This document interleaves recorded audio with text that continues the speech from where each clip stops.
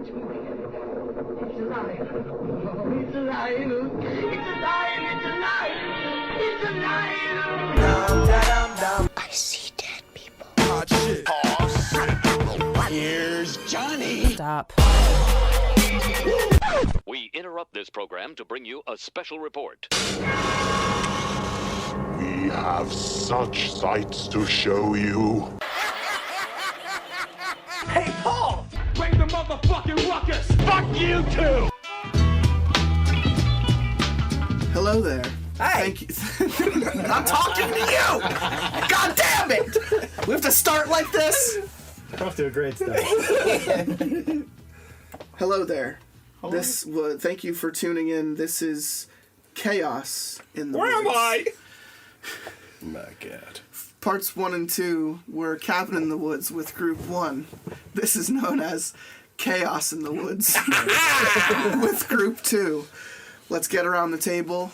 Very quickly introduce everyone. I am your captain, Captain Death, here acting as your host once again for this, this great group of camaraderie and cooperation sitting in front of me. Starting off to my left, starting the initiative, I have Harold Heavyhands. Harold! Harold Heavyhands, when we started the game, I asked you what personal item you wanted to bring into the game. And correct me if I'm wrong, you have chosen a small knife that ejects from your boot when you kick it in a certain way. Like a boot knife. Next up we have Strawberry Shortcake. How you doing tonight? I'm doing magnificent. Beautiful. What's your personal item? It is a self-inflating air mattress, specifically twin size. You do bring that with you wherever you go, and I do. You are relied upon for that nature, so I thank you for playing. Well, in real life, I carry a queen, but I don't want to be so cumbersome when I'm on the move. Great. I've got monsters to fight. Twin size is plenty. You don't know that yet. Then next up we have. Where am I? So if the answer to that question is chaos, does that mean my name tonight is Chaos? We'll get there. We'll see how you do. Where am I? What personal item did you bring into the game? I brought a battery pack. Battery pack. That's going to be a pretty loose concept moving forward. So just like anything that can be powered, make an argument with me that you literally have like a multi-purpose, voltage plug on you. I think it's a little bit more optional of an item, but I think it's like a high risk, high reward type of situation. It very much is. A lot of people went for something more well-rounded. I can tell you for a fact there was a specific character yesterday who went around breaking a lot of electronics because he didn't like the result of them. So if you are in the opposite regard, this will be a good time. Moving on to next guest, the Stompy, Terry the Tickler.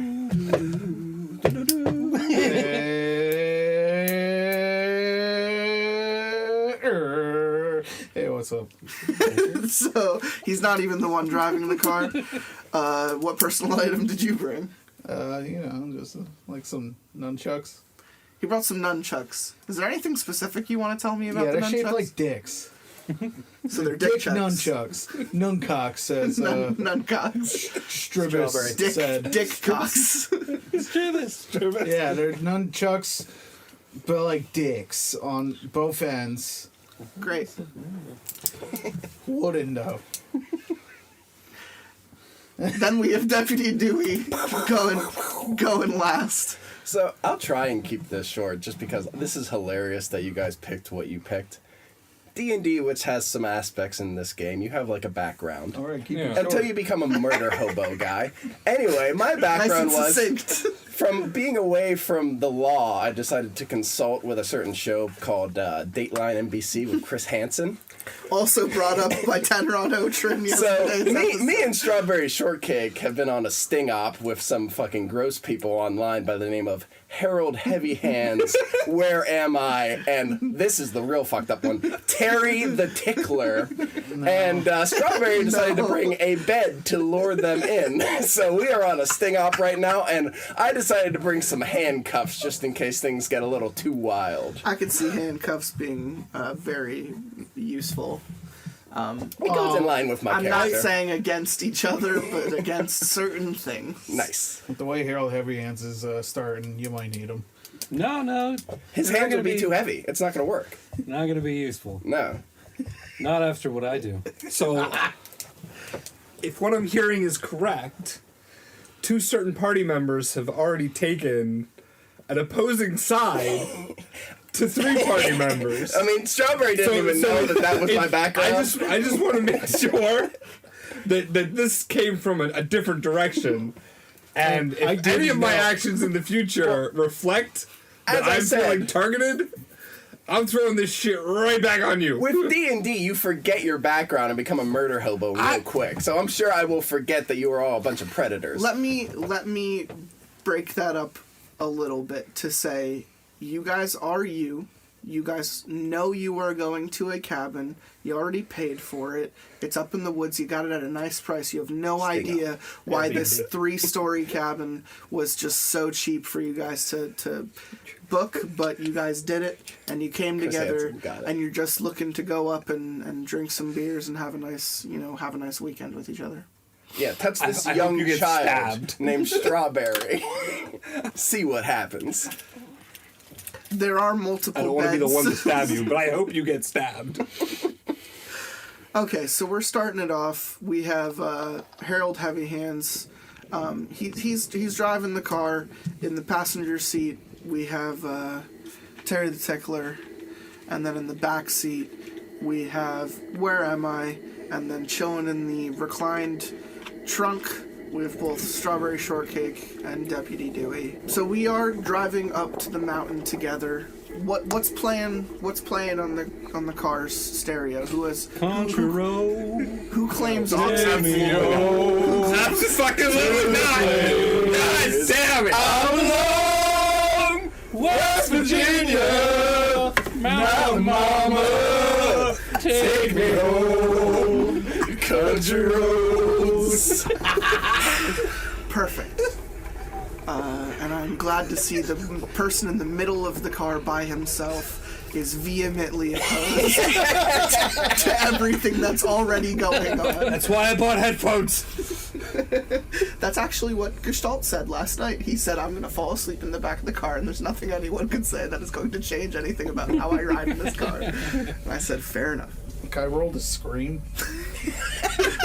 Roll to scream. Okay. Fuck yeah. Oh, Jesus! 2 or 1? Fucking One throw die. before we even get there. 3. It's moderate.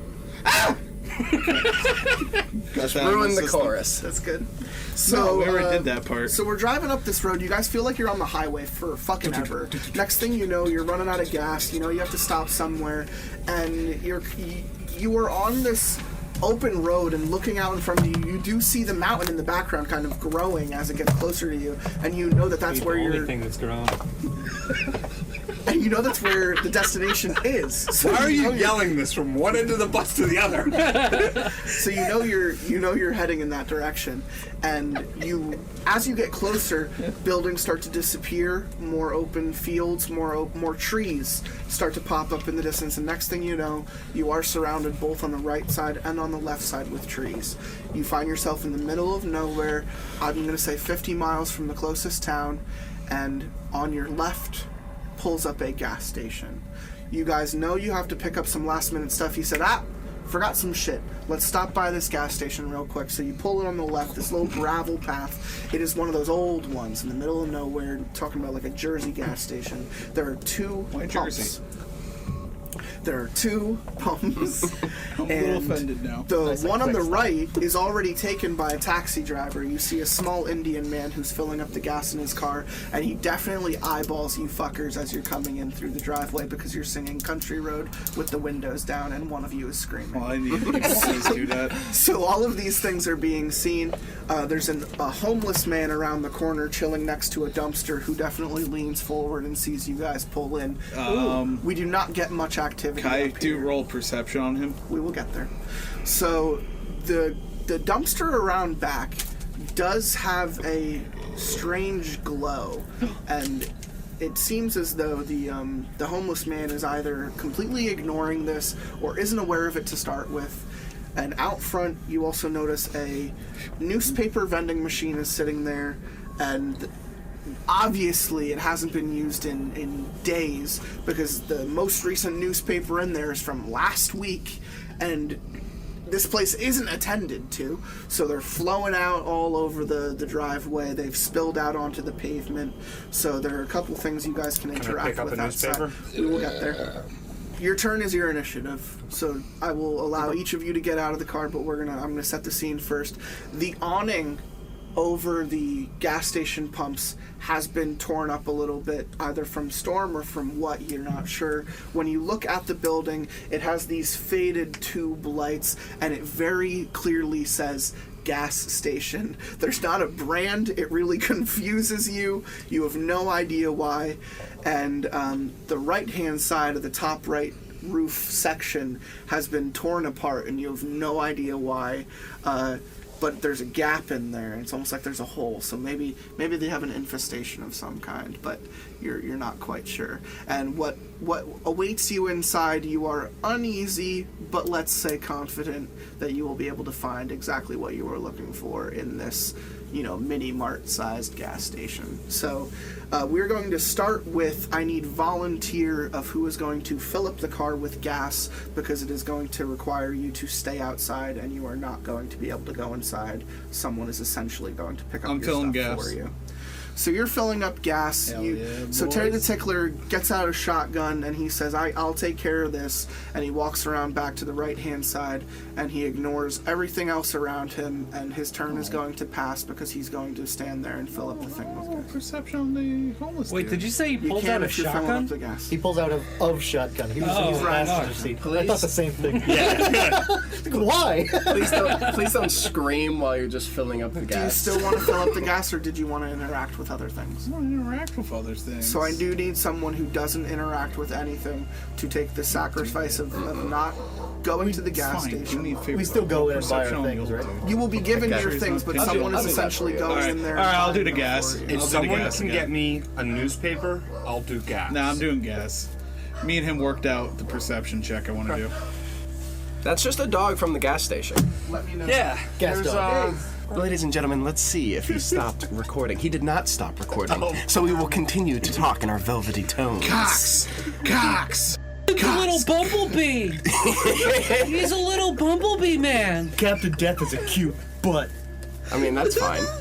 And he's also a bumblebee. I hit a turn in this room and he won't find it. Oh, no. What? Oh, no. Penis. Oh, be cool, he's back. I kept it recording, so I'm going It's all good. Yeah, he didn't catch anything bad. Little bumblebutt. Call me a bumblebutt? Bumblebutt. All right. I almost spit up. The screwed up part is Just probably getting keep gas. a good chunk of that. Probably. So, Terry the Tickler has opted to fill up the car with gas. He is filling up the car with gas.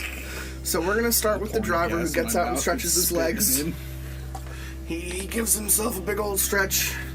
He's been driving forever, but you know that you're the first one who kind of has to go in this direction and kind of get everything started. You know exactly what you want to buy already. So do you choose to interact with anything outside? I will repeat the things.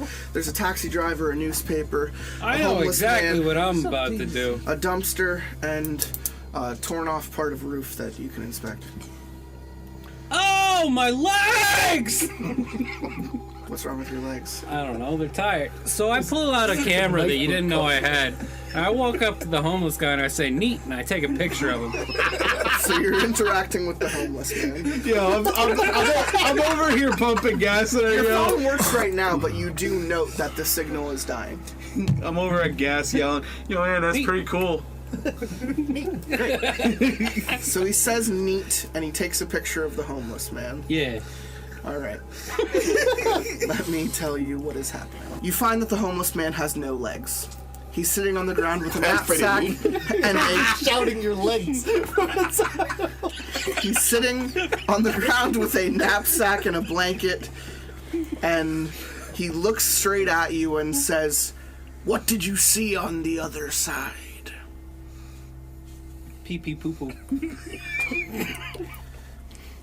Is pee pee poo poo your answer to this homeless man that you walked up to and took a picture of? Is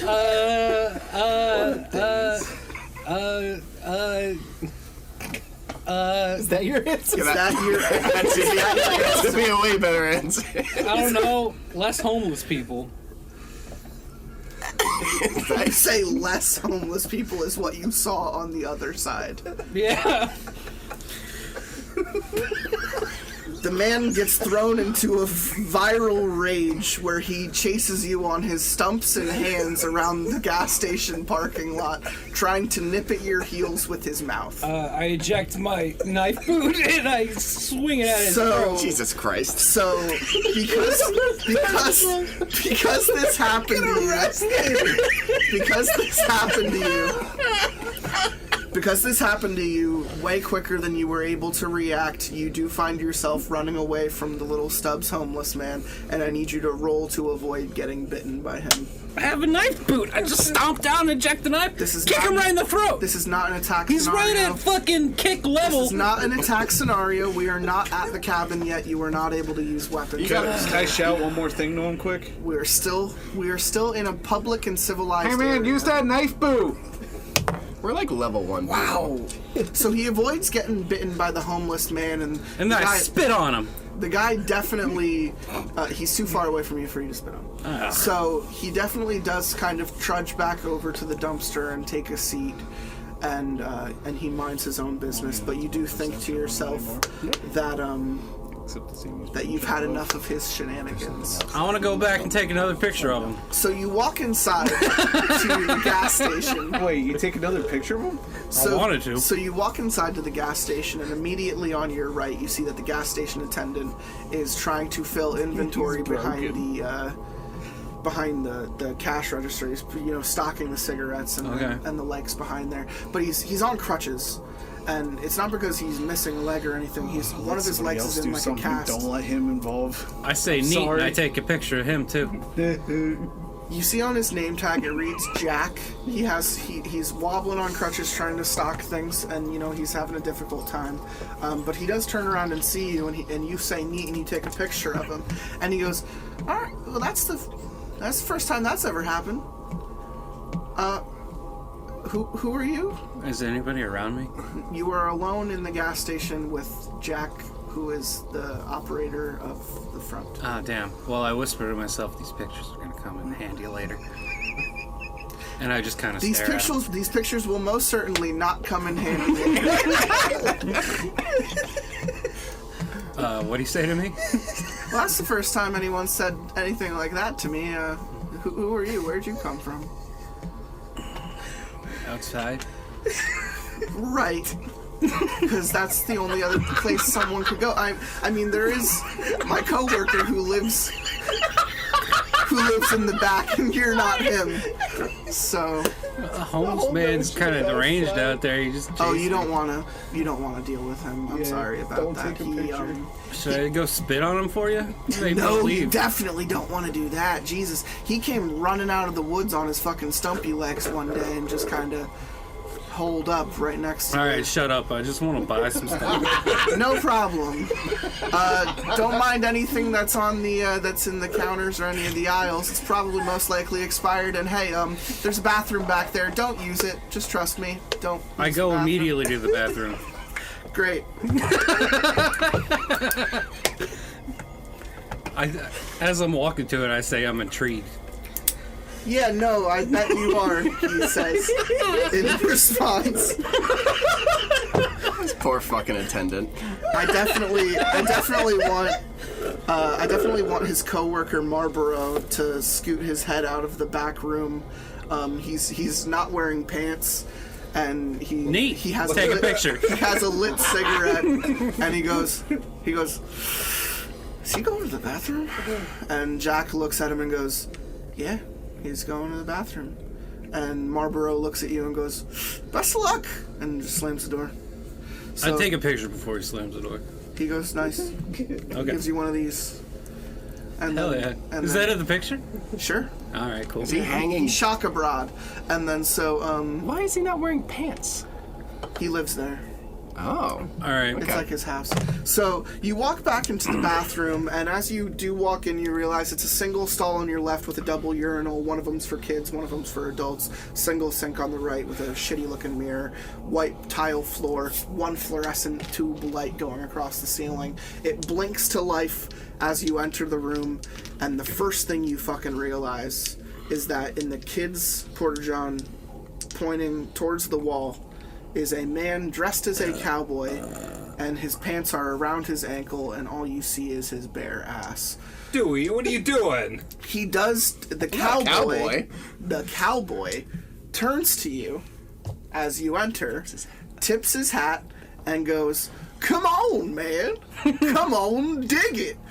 Before the light blinks twice, and he's disappeared completely. Aw, damn. I wanted to take a picture of that ass. I will allow you to take a picture of the cowboy before he disappears. Okay, I pull up my camera, I zoom in on the ass, and I click. This is the best vacation ever. You realize on the picture as you snap, you have taken a picture of a completely empty urinal. I leave. You don't even use the bathroom. No. So you The rest of us immediately are so exit. slow at leaving a car. This man has done so much. You immediately leave the bathroom, and Jack just kind of blinks and looks at you, and he goes, "Oh, you okay?" I pee on the ground. Marlboro, clean up in aisle 1. We got another one. I guess I'm supposed to inspect something, right? I go back in the What, bathroom. your pee? I go back in the bathroom. Jack purposely takes out his flip phone, takes a picture of the piss on the ground, and goes, "Neat." So do you collect all of your items off of the shelves and go to the front counter? I kiss him on the mouth. You kiss Jack on the mouth? Yeah. He falls off his crutches as you advance on him, and physically backs away from you, scooting on the floor, saying no thanks. I say, all the way behind the counter where you cannot reach him. I say, hey, look, and I stomp my boot on the ground and pull my knife out.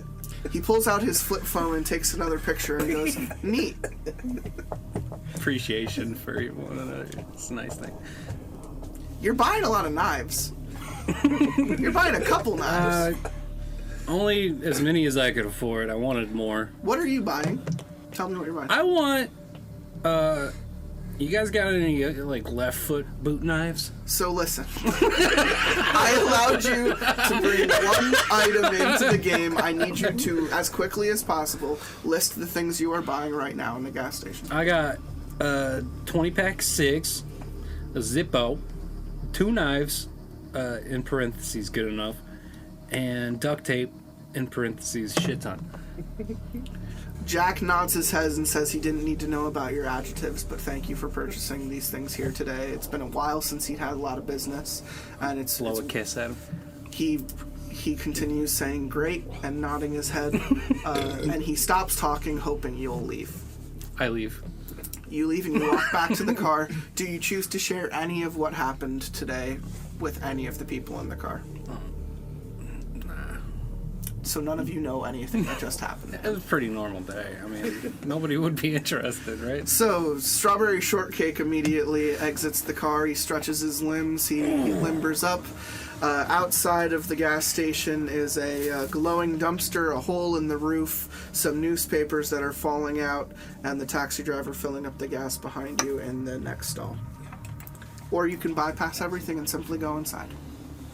Okay, well, so I'll get out of the car, stretch. I'll check with Hey, Terry, you're going to be pumping gas. You want me to get your shit? You want anything from the store?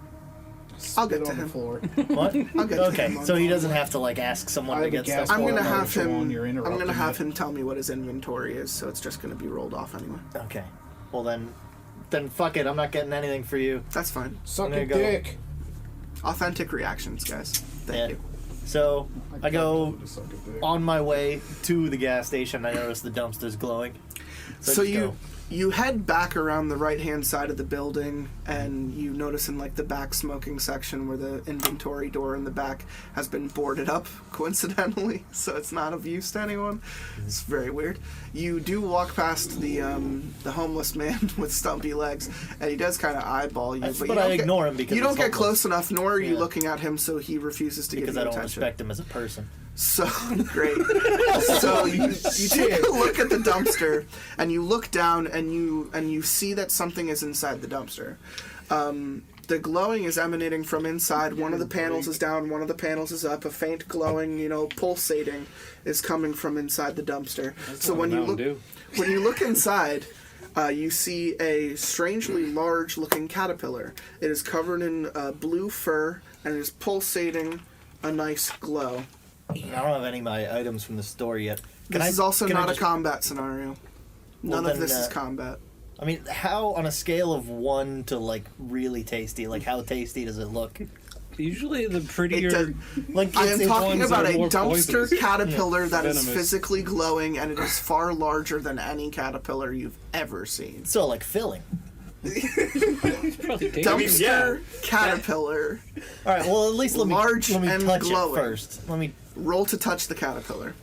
because I got to touch it like on the way to thinking about eating it. It's very definitely furry. think you should like try and. It's very furry, so upon first We'll see. I inspection, gotta, touching is the first step to that, and that's a 5. that's a 5. It does not shy away from your touch. You pet its fur lightly. Yeah, give it a light squeeze. You give it a light squeeze, and it does kind of wriggle a little bit. Doesn't like being squeezed, but it likes being pet. I'm gonna pick it up. You're gonna try to pick it up. Yeah. Roll to pick it up. 4. I'm gonna say it allows you to pick it up. Does it purr? Okay, I'm gonna We take a got bite. fucking dinner. God damn it! You were going to take a bite of the glowing caterpillar from the dumpster. Yeah. Roll to take a bite of the caterpillar that has entered your hand. That's a 3. I'm going to say no. I didn't get a bite. When you get Wriggled your out. mouth close to it, it kind of inorganically wriggles down your wrist and seems to subtract for everywhere. You try to move your mouth, it comes back up. It physically avoids being bitten by you. Yeah, like a I gotta like Looney Tunes scene. smash it against the dumpster then. Right? You're gonna throw it at the dumpster and try Yeah, to well, if kill it. it's like on my arm, I'm gonna just give it a solid It's whack. sitting in your hand, but you're holding like a banana, except the banana keeps. But the banana's slithering around and stuff. I'll find a way to crush it. Roll to crush it on the dumpster. That's a 3 again. I'm gonna say it falls out of your grasp. Slap it. You go to slap it on the dumpster, and it does kind of hit this side, but it doesn't splatter or anything. It just kind of slaps the side, falls to the ground, and very quickly crawls away from Stomp you it, stomp it. under So I the can, dumpster. like, it's under the. I There can't is get no it. opportunity of attack. You see the glow kind of fade, and it is now a very small glow coming from the bottom of the dumpster before going to black completely. It has crawled away. Okay. Well, so then I'll just go into the store then. You turn around and you go into the gas station, and Jack looks at you and he says, "Oh, more customers. You're in that car full of guys. So okay, cool. Yeah. Sorry about my friend. We don't get many people up here. No, he was neat. Good. Sometimes he can't control where he pisses, or he can be. Oh quite no, rude that's a about- very typical reaction from Okay, people. yeah. Believe, but hey, there's probably been piss all over this place, right? Yeah, we're yeah. all stepping in piss, right? Right. Yeah, It's no, like totally. a water park. Yeah. Totally. And Wild water if he was kingdoms. at all sexually aggressive, I apologize as well. Sometimes he there goes was in there for was a kiss. little bit of that. There was Yeah. a little bit of that. I But did deal with. as long that. as everything's cool, we're all good. Wait, Oh no, Hold I'm fine. up, That's the hold up. most. That's the most action I've gotten. Harold in Heavy months. Hands never even told us that though. No, I'm having a conversation with him. The gas station guy saw all based this. purely on his assumptions of him as a person. Well, I'm just saying I hope he wasn't too sexually aggressive. And if so, I apologize. We're having a conversation. We're having a conversation. I should have went for the crutch. We're having a conversation. Well, anyway, So- I got a little basket full of items that I would like. Cool. Got cool. $50 on You me. do note that Marlboro has now walked from the back room to the bathroom in his boxers, and he locks the bathroom door. It is not able to be accessed. And Jack kind of shouts to the back, "Marlboro, you're not allowed to shower in the sink." Sorry about that. What are you buying? Hold on, who is that little guy? No, that's my coworker. That's Marlboro. That's Jeff. Jeff. We call him Marlboro. He smokes. Marlboro Jeff? He smokes a lot of cigarettes, so we call him Marlboro. It's his nickname. Gotcha. But his real name's Jeff. Little Smokey J. He came wandering out of the woods with nowhere to live one day, and I needed a lot of help, so he just started working here. Gotcha. So I let him live here, and he kind of helps stock sometimes. I mean, we don't even get much inventory up here, so... Yeah, that's pretty dope. Kind of. Yeah. It's a good deal, right? Yeah, hell yeah. Yeah, I just wish he worked. Well, you try like a little spanking now and then. Just A light spanking? Yeah, just to get him going. Just Whether to it's get 'em positive or going. negative, that's how you It would probably train be, your it would Marlboro. probably be very negative. Then like punish him with the spanks. Great. Like, hey, what are you these buying? floors are covered in piss. Spanky, spanky. What are you buying? Anyway, yeah, I got here in my basket. Should have just enough money for this. So I got myself a small knife. I too have a parenthetical next to every single item that I've purchased, just to qualify any of the items. So a small knife. I've got 9 feet of rope. I have a large roll of duct tape. I have a Bic lighter. I have a handle of a high-proof spirit, just a bottom shelf, cheap but flammable spirit. I have 2 liters of water. I have 1 liter of olive oil, and I have a Pilot Acroball. That's a pen. It's a very good but affordable pen. Very nice haul. Glad you were very able much. to find everything you were looking for today. Oh yeah, had a great We have time. the weirdest shit up here. But hey. Yeah. What do you mean by the weirdest shit? It was nice talking to you. Like, I hope you have a... Where are you guys headed? By the way, because the other guy, he just really wanted to kiss me. I didn't That get guy's much- fucked up. I And didn't get much again, I answers out of him. apologize. That's fine. Yeah, we're heading up. We found this sweet deal on an Airbnb. It's like right up in the woods, 3-story, beautiful cabin. Yeah, we're gonna try to see if there's like any babes in the area. Bring them up to our sex cabin. Babes. Yeah, babes. Sex Fuck cabin. yeah, Jack. Just hear me from outside. Beverly! But yeah, we'll see. How's the Tinder scene up here? Or we got this one dude. Non-existent. How's the grinder scene up here? Let me tell you, if you were to get a match out here, it would probably say something along the lines of, "Come on into the woods and we'll find you." And it's probably a really So attractive they're like woman. DTF. Probably Yeah. like a really attractive woman saying, "Come into the woods," and she's probably really hot. And I vehemently tell you, don't do it. go Don't stick your dick into in the crazy. woods. That's an even better, more important lesson. I agree. Right. Okay. Yeah, I dig it. Thanks for the heads up, man. No problem. Best of luck to you, I guess. Yeah, have a groovalicious day, Jack. Groovalicious. Yep. And Strawberry Shortcake walks back to the car and he puts his stuff in the trunk and he takes a seat wherever he's at. Where am I? Pops out of the passenger side back seat and he gives himself a stretch. He's been sitting in the car screaming and trying not to listen to Country Road, which has been on repeat for the last 3 hours. What is outside for you to interact with? We have the newspapers, the taxi driver. I'm going right for the newspaper. Right for the newspaper. Okay. As you're walking over to the newspaper stall, from around the left-hand corner, there is a kid in a hood who comes walking around the left-hand side. You don't know what... He could have been walking down the entire road for all you're aware.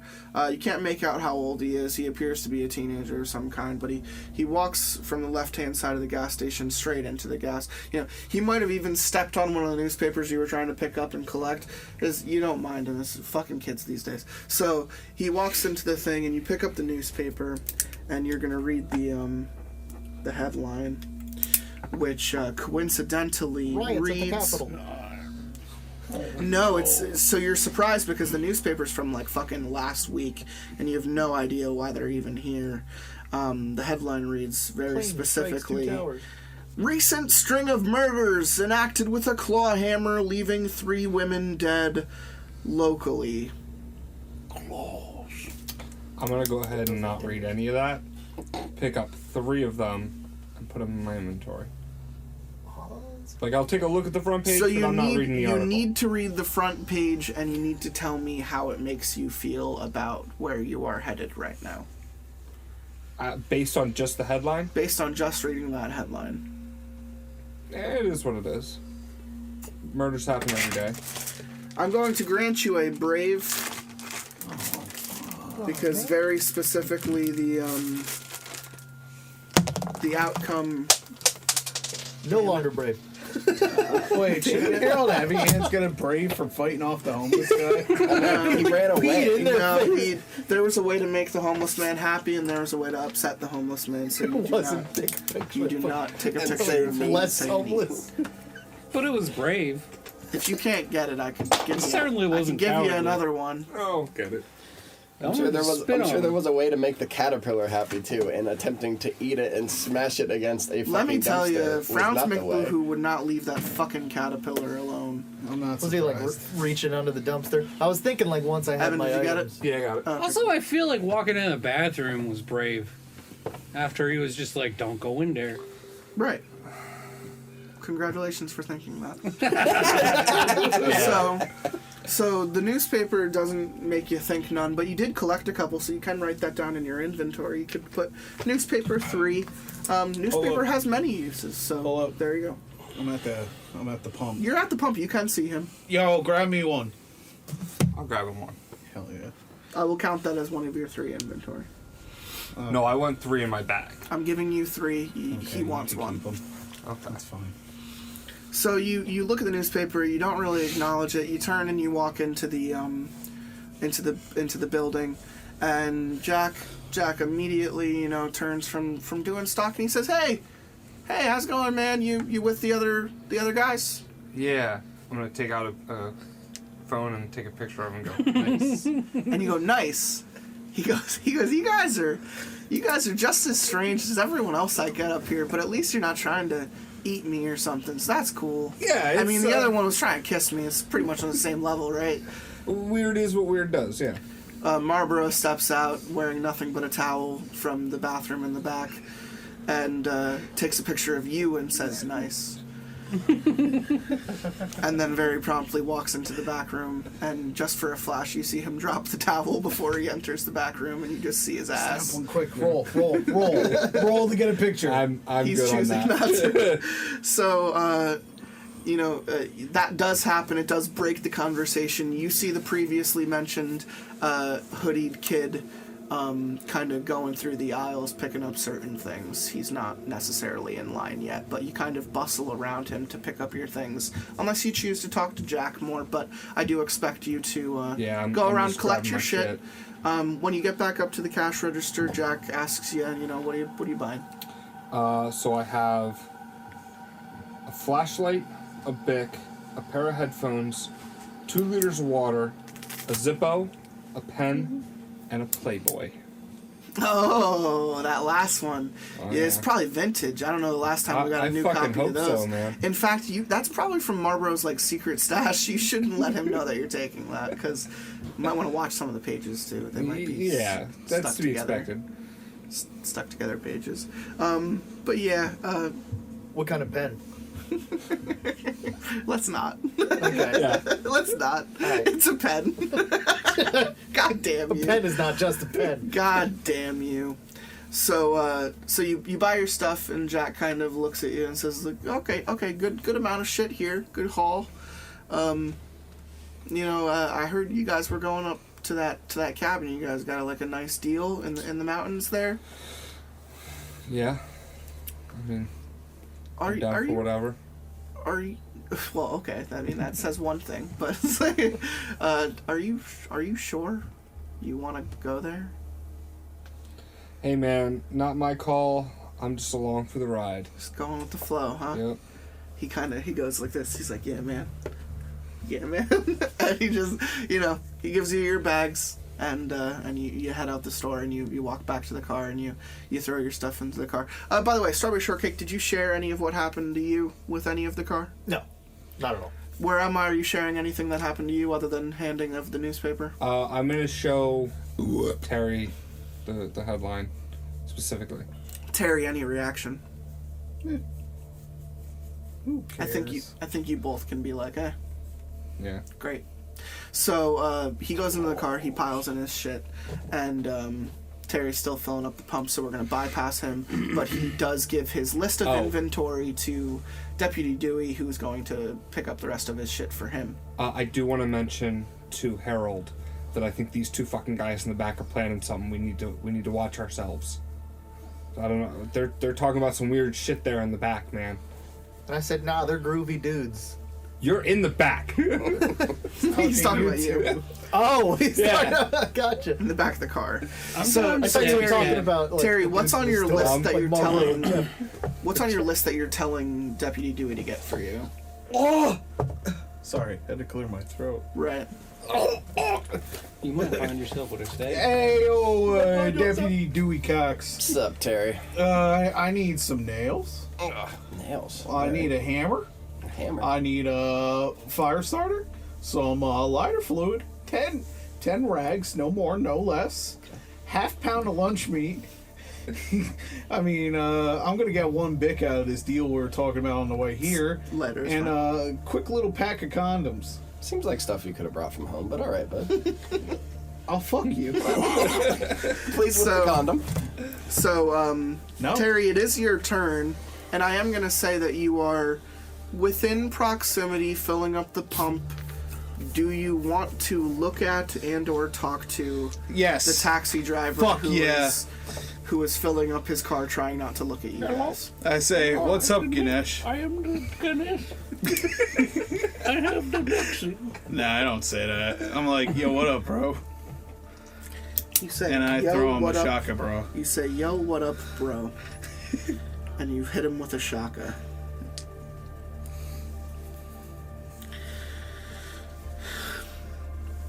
Almost immediately, he dismisses you and anything you have to say. He just shakes his hand and shakes his head, and he says, "You are not the one. The taxi is for someone else." And he just kind of turns his back to you. And you kind of give up on any type of advancement until he turns back to you, rethinking what he just did, and he kind of shakes it off and almost apologizes structurally. And he turns and he says, "I would warn you. You are not to go to that place, but listen. If you are dead set on heading this way onto your destination, I will tell you this.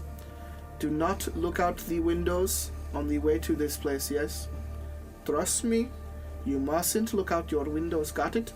Tell your driver to stay focused on the road ahead. Luck be with you." Oh, that's dangerous. I know And he that turns- story. And he turns his back. Oh, dude. We did that story. He turns his back to his taxi, no longer acknowledging your presence. He thinks he's said enough, because you could tell this guy probably does, local mountain to like airport drives like weekly. So like this guy has been doing this weird fucking drive in and out of city, for his entire life.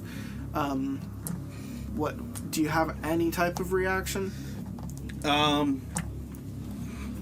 I reach into my pocket and I pull out a small notepad and I throw it on the ground, pull out my phone, take a picture, and say D. You do that. Do you choose to share what the taxi driver said to you with any of the group? Yeah, I'll tell him. You tell everyone. Okay, so Terry the Tickler is telling everyone what the taxi driver said. It is up to you whether or not you are going to listen to that. I will ask when we are driving I'll to the tell him destination. this towelhead named Ganesh. So the newspaper man has been, the newspapers have been accounted for. The homeless man has been interacted with. The dumpster and the taxi driver. There is still a hole in the side of the building, or you can just walk straight into the building. Deputy Dewey spills out of the trunk onto the ground on all fours before hopping up and acting like it didn't happen. Man, you are We were like singing songs, and now like nobody's really talking. Y'all are acting weird right now. What are you talking about? Terry just told you all about a weird Ganesh. Yeah, but like I saw some like whispering or whatever. I'm just gonna walk. Wait, can I roll for something real quick? You tell me what you want to do, and I will tell you if you roll or not. I slap him on the ass. What'd you roll? A 4. It's a crisp slap. Yeah, like. Thanks, babe. I want to give him the stink eye. I'll get your shit. Yeah. Get my stuff. I see that hole though, and I'm just like, do we have like a box or anything sturdy or like a lawn chair in this car? No. No? Okay. Is it like high up? It's on the roof. Oh, fuck. Is there like anything around for me to like... Dumpster? Should I roll perception to see if there's anything I can climb? I'm asking you if you want to check it or not. I do want to check it. Okay, so you walk over to the hole that's been burrowed into the wall, and you do note that like there are other things there, like twigs and sticks and branches and trees. It's almost like a burrow of some kind for like an animal. Okay. And deep inside of the darkness of the hole, you do note a comically large-looking raccoon. Oh, nice. Like it probably measures up to like your waist. Nice. It doesn't make sense to you as a person, as an animal, and it's very dexterously doing things with its hands.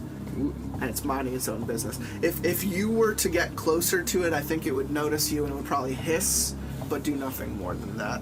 Unless you tried climbing up the fucking wall and entering its burrow, which I don't think you're capable of. It is, a good 13 feet up. So you do notice the comically large raccoon before turning the building and walking in to the mini mart. In front of you is Jack, busy talking to the teenager who's trying to check out. The bathroom is out of order after what Marlboro did in there, and he's still in the back room, obviously not working, probably jacking off or something. So take a picture of that. So Jack is busy, and it's almost like he's visibly arguing with this kid. He's just saying, listen, my friends are cops. I have cops come out here to check on me all the time. I just know that they check my logs for stuff. I don't feel morally comparable to selling cigarettes to a kid. I don't know how old you are. I ask you for an ID. You don't have an ID. You're not giving me an ID. I'm not going to sell you cigarettes. Is it inventory? It's inventory. I'm not going to do it. Inventory. And the kid is just like arguing with him. He's just like, all I want are the fucking cigarettes. Please, you can tell I'm not a fucking kid. Give me the fucking cigarettes. Just, I have the money. Here's the money. And he's like trying to slide it across the table. And Jack is just like, I want nothing to do with it. And Mario's just like, give the kid fucking cigarettes. Give your balls a tug. But he won't listen to him. He's like, you don't know, fucking someone, but fucking Walker will come up here and he'll have my ass for, I don't know. No, it's Thomas Walker. So, you go through the aisles, you collect all of your stuff, and you do find yourself back in the front of the line, and they are still arguing with one another. So I have to put you in the position to say, do you tell this kid to fuck off and get out of line because you're the last one to go and you want to just get out of here and pay for your stuff? Or are you going to opt to give your ID and pay for the kid's cigarettes, and I will consider it pro bono? I'll say you check your back pocket and you have an extra tenner. Okay. So you throw it down on the table and you pass it across. So tell me what you want to do. I'm actually going to do this instead. I'm just going to flash my handcuffs real quick and be like, hey, buddy, I'm a cop. Not going to arrest you for that. Sell his fucking cigarettes so I can leave, please. Roll for it. Sure. Just gonna believe that handcuffs. We're out in the middle of nowhere. I really don't give a fuck if this kid smokes or not. I got places to be. That's a 5. I'll say it works. The teenager turns to you and kind of sizes you up, but you still can't make out his age nor where his eyes are specifically looking. And he just nods real quick before snatching the cigarettes off the table and quickly shuffling out of the gas station. Did he pay? And out of view. Oh, yeah. Okay. No, his money was already on the table. He was trying to push it across to Jack. Jack wasn't taking it. Okay. So you do that. Jack sees your handcuffs and your stature, and he goes, I really hope you're not just some fucking weirdo carrying around handcuffs. I hope you're actually like a cop or something. I mean, do you see those guys that were just in here? Probably a weirdo, but like, hey. Jack nods his head. Jack nods his head and goes, FBI. And so I go, dude, do you know you have like an infestation up on your roof, right? No way. You actually... What did you see? There's like some fucking like weird ass like raccoon creature up there just like twiddling its thumbs and it's like fuck. it's burrowed up there, man. You might want to like work on that. No. So that's Rocco. Rocco and his family. Is this his modern life? Let me tell you, they are like some mutated fucking raccoons, right? Huh. How many did you see? I mean, I saw the one's face. I mean, I'm assuming there's more now? Let me tell you, there's a whole lot of them. There's a family of them. And they just have this fucking... Dinner. They have this, like, panache to just put garden gnomes everywhere. It's so fucking weird. I don't know what they're trying to do. It's like they have a secret mission or something. Interesting. But every once in a while, I'll just find garden gnomes somewhere, and I'll just think to myself, shake a fist at the sky, Rocco! Oh, he's up to no good. I'm going to keep an eye out for those gnomes, man. That's pretty cool. You don't want to do that. Some little Easter eggs. Well, anyway, here's my shit. Oh, thanks. Cool. What are you buying? Well, for my friend out there, he wanted already bought all All right, well, that's good. Well, I got some lighter fluid. I got some matches. I got a decent flashlight, not a shitty one that you got over there. There's the one marked shitty and there's the one marked decent. I'm actually going to take this small crowbar here. You never know when that might come in handy. You never know. Here's a couple water bottles, and you know what? My friends have some hair. I'll take a box of hairpins. You never know. Marlboro comes out of the back and goes, yeah, man. Who the fuck is that guy? Oh, that's Marlboro. Don't mind him. He's smoking Camels. He's smoking Camels inside. So it's a shadow casting. Listen, just because the first thing he requested was Marlboro cigarettes doesn't mean it's what we have in stock right now. Hey, respect. He nods and he wishes you the best of luck. And, you know, you just kind of collect your stuff and you stumble out the gas station back to the car. Do you choose to share any of the information of what happened with you today? Sure. With any of the people in the car? I'll let them know. We got some Roccos. We got some gnomes. There's a kid buying cigarettes. I don't know if he's a kid. Nice. Sounds like dinner. Okay. The kid? The kid or the gnomes? Harold, There was a sweet looking... You're a weird dude. There was, like, the tastiest looking caterpillar in the dumpster. Still going on about that, huh? Well, I'm just saying, it's kind of pissing me off that, like, now I have stuff. Can I, like, go back and just take a look under the dumpster? No. What's that homeless man doing these days? Yeah, I think he tried to bite Harry. Oh. What the hell'd you do? Well, he said he wishes there was less homeless. Not in, like, a good way. Like, I wish homelessness was solved, but, like, I wish you people would just die. Wow. Did not say that. I thought it. He really didn't. So we're gonna move forward. Terry finishes filling up the pump. He puts it back and he puts the gas cap back on the car and he piles Can I let inside. a big ripper out real quick? Outside? Yeah, Yes, because they're all in please. the car. Yeah, you rip one. Roll to rip. This shit is If you roll a one, I'm gonna say you shit your pants. Roll a one and you accidentally shart a small couple droplets into your pants. Thank God I'm in the back of this car. Fine, but I look at the Indian guy, and The Indian guy hears you shart. I give him and the I'm visibly watching you winces look. before getting in his car and not paying attention to you. So he piles into the car and you smell his pants. And you guys continue driving off in the north direction. You notice that the Indian man who's in his car gives your van one look as you go the opposite direction as he drives. You both take off in different directions. So you're heading up north to the mountains, and as you're driving, the trees become more and more dense. There's less sky creeping through the canopy. There's less things you can see back into the distance. You feel very narrowed as you go up this mountain. It's just all incline. As far as you're concerned, you're waiting to get through it, and it's just all incline so far. You do come to an opening, but you're not sure what to expect. Your cell phone signal's gone. The map quest you had did not mention a turn being here, but you are met with a fork in the road. Based on what you feel as people, do you guys feel on taking a left or taking a right? There are 5 people here, so it will come to a consensus. What's the normal path? You don't know. Oh. They both look identical. You even go so far as edging out into the road a little bit. One disappears off to the left, one disappears off to the right. The mountain is in front of you. I think we should go right. I was thinking left. We're at 1 vote left, 1 vote right. Where am I, Terry? I say straight. There is no straight. Off-road. Off-road, baby. Well, it's like a forest. I don't think you're I'm down conceivably for off-road. Team No, right. I'll say left. Team left. Woo! Right. Right or left? Consensus. Come on. Wait, what are the choices right now? 2 right, Left 2 or left? right? It's 1 on each. Well, he. No, I'm the Where left. am I was also a Okay, left. 2 left, 1 right. Right. 2 left, 2 rights comes down to Deputy Dewey. Where are we going, left or right? Pick a hand. No. Just pick one. You decide on your own. Left. Yeah.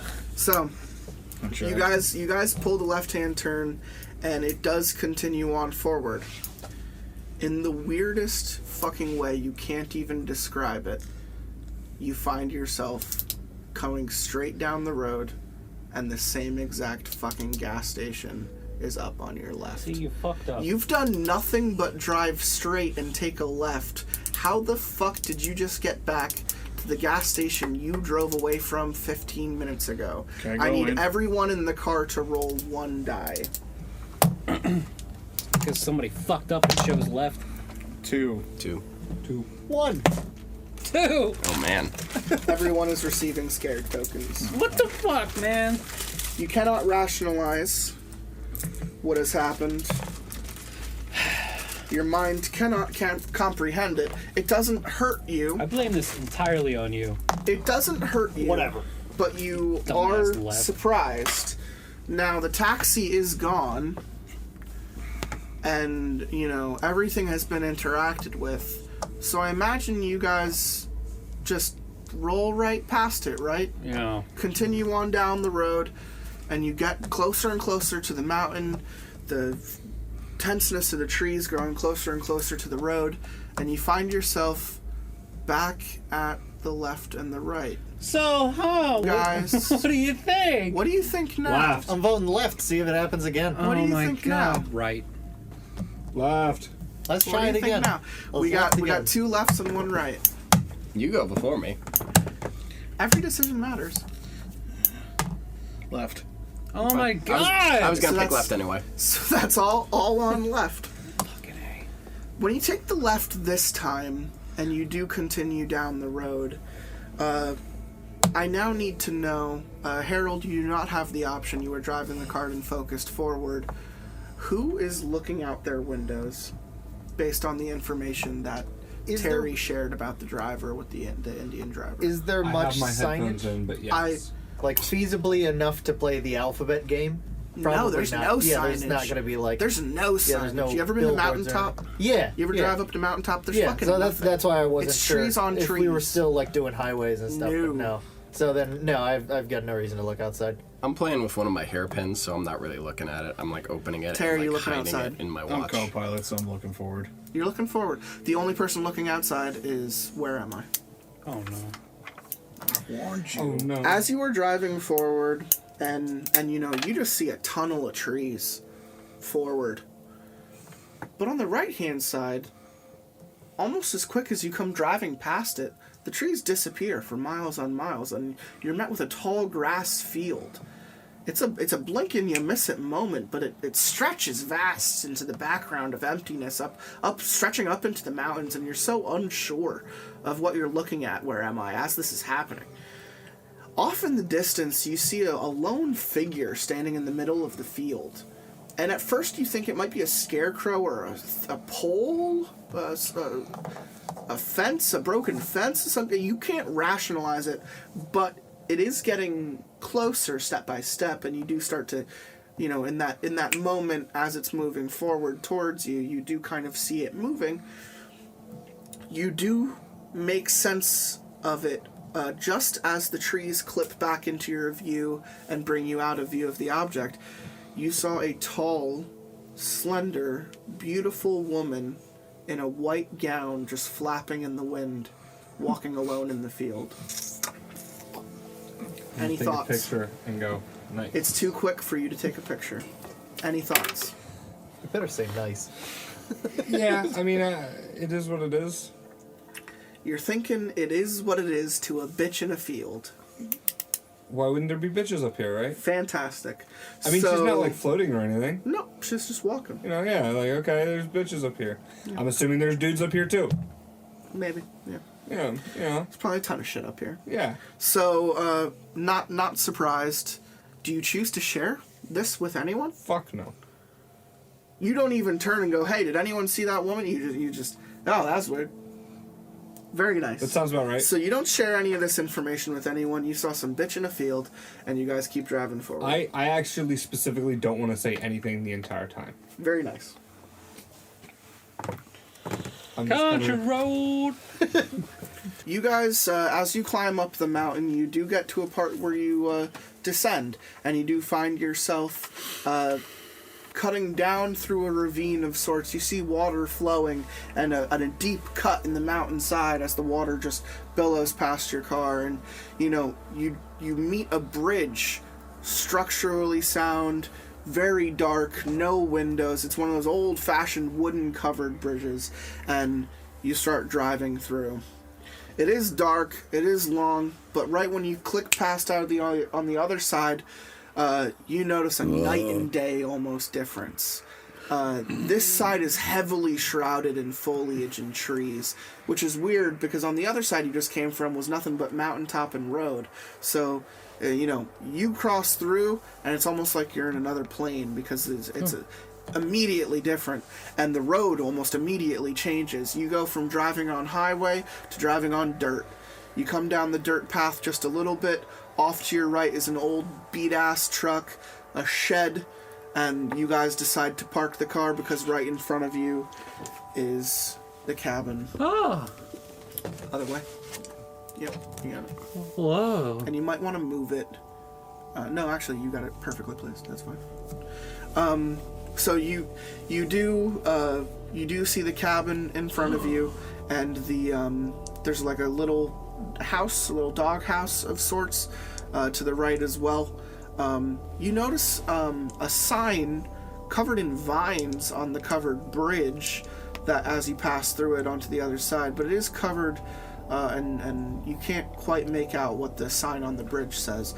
The truck does look old. It doesn't look like it's been used in a while. The shed looks like the newest thing on property. Nice structural tin roof. There's a small window on the right-hand side. And the doghouse looks beat to shit, made out of wood. You have no idea the last time a dog slept in here. One sign to the right dictates mountain path, pointing east. To the west, a sign denotes lakefront. We pull up, and because he is first, I will allow the first person out of the car. Harold Heavy Hands, what are you doing? Where are you going? Alright, guys. Well, I talked to Haley Joel Osment, and he said Beverly's up here. What? Where are you going? I full speed sprint to the shed. You full speed sprint to the shed? Yeah. Immediately upon walking up to it, you notice a giant combination lock that has locked the only functioning door to the front of it, but you do see a window around the right-hand side. I go, and then I pull out my knives and my duct tape, and I start taping knives to my fist like Wolverine. Yeah. How many knives do you have again? 2. So one so for it's each. One on each arm? Yeah. Like Assassin's Creed, like... Yeah. Just fucking stabby hands, stabby fists. You do that. And then I walk to the window and I start punching with my knives. You start punching the glass window with your knives. We are not getting our security deposit Can back. you roll? Is the window unlocked? Now, no, it's a single panel window. There is no sliding function. It is glass.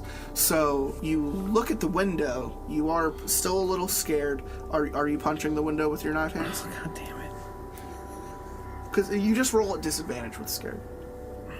And then, depending on your roll, you can beat it. So. I mean, I'm not physically punching it with my fist. I'm hitting it with the knives. Right, but your fist follows through. So Are you Into punching glass. the window? I mean, Are you it's punching not the window? a follow through. It's Are more you like punching the quick window? jabs, you know? Quick jabs. Are you jabbing the Yeah, window? fuck it. I'm Roll gonna jab 2 the die. fucking Roll 2 die. 2 dice. For each fist? No, it's it's at disadvantage. Oh, okay. No, he keeps it. 3. So you're still scared. You didn't do anything brave enough to beat that little feeling you have in your gut.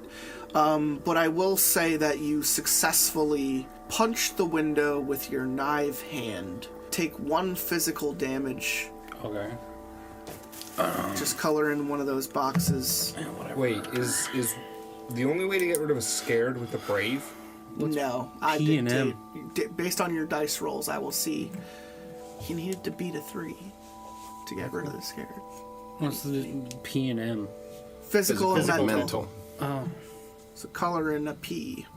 I hit it with an X. Now you do break the window. Haven't had a single enemy Okay. already hurt. You break the window, Yeah. and I will tell you what is inside the shed, because now you can make it out. I got this, guys. We're getting in that shed. Hey, Harry, you bleeding? There's probably a key inside. It's fine though. Right across from you, on the blue workbench, you see flat down in the middle a pair of keys. They look very old and ordinary. It's like a very long ignition key. You assume it's for the truck, the busted ass. Wait, truck how big is behind this you. window? Big enough for you to crawl through. All right, so I can clear out the excess You can glass clear with out my the knife glass. hand. You've already been hurt by it, so I will allow you to clear it out with your duct taped arm, and I am allowing you to crawl in if you Alright, want. I'm But I'm telling you what's in there. Yes. So there's the Grab truck the keys. You don't want me to list anything else that's in there for you to grab. You want to grab the keys. I'm just gonna grab them as you tell me what's in here. I'm only gonna allow you to grab one thing right All right, now. what else is in here? You look into the corner and there's a long coil of rope, something you probably assume is something like 20 to 25 yards. Okay. You do note a shovel that is kind of leaning on the rope. Very specifically, you see a claw hammer hanging off of the wall, the corkboard above the tools. Yeah, I'm gonna grab that claw hammer. You also notice a long flashlight. I'm talking steel grade, one of the like security grade flashlights that they beat the shit out of people with. It's almost like a baton. Okay.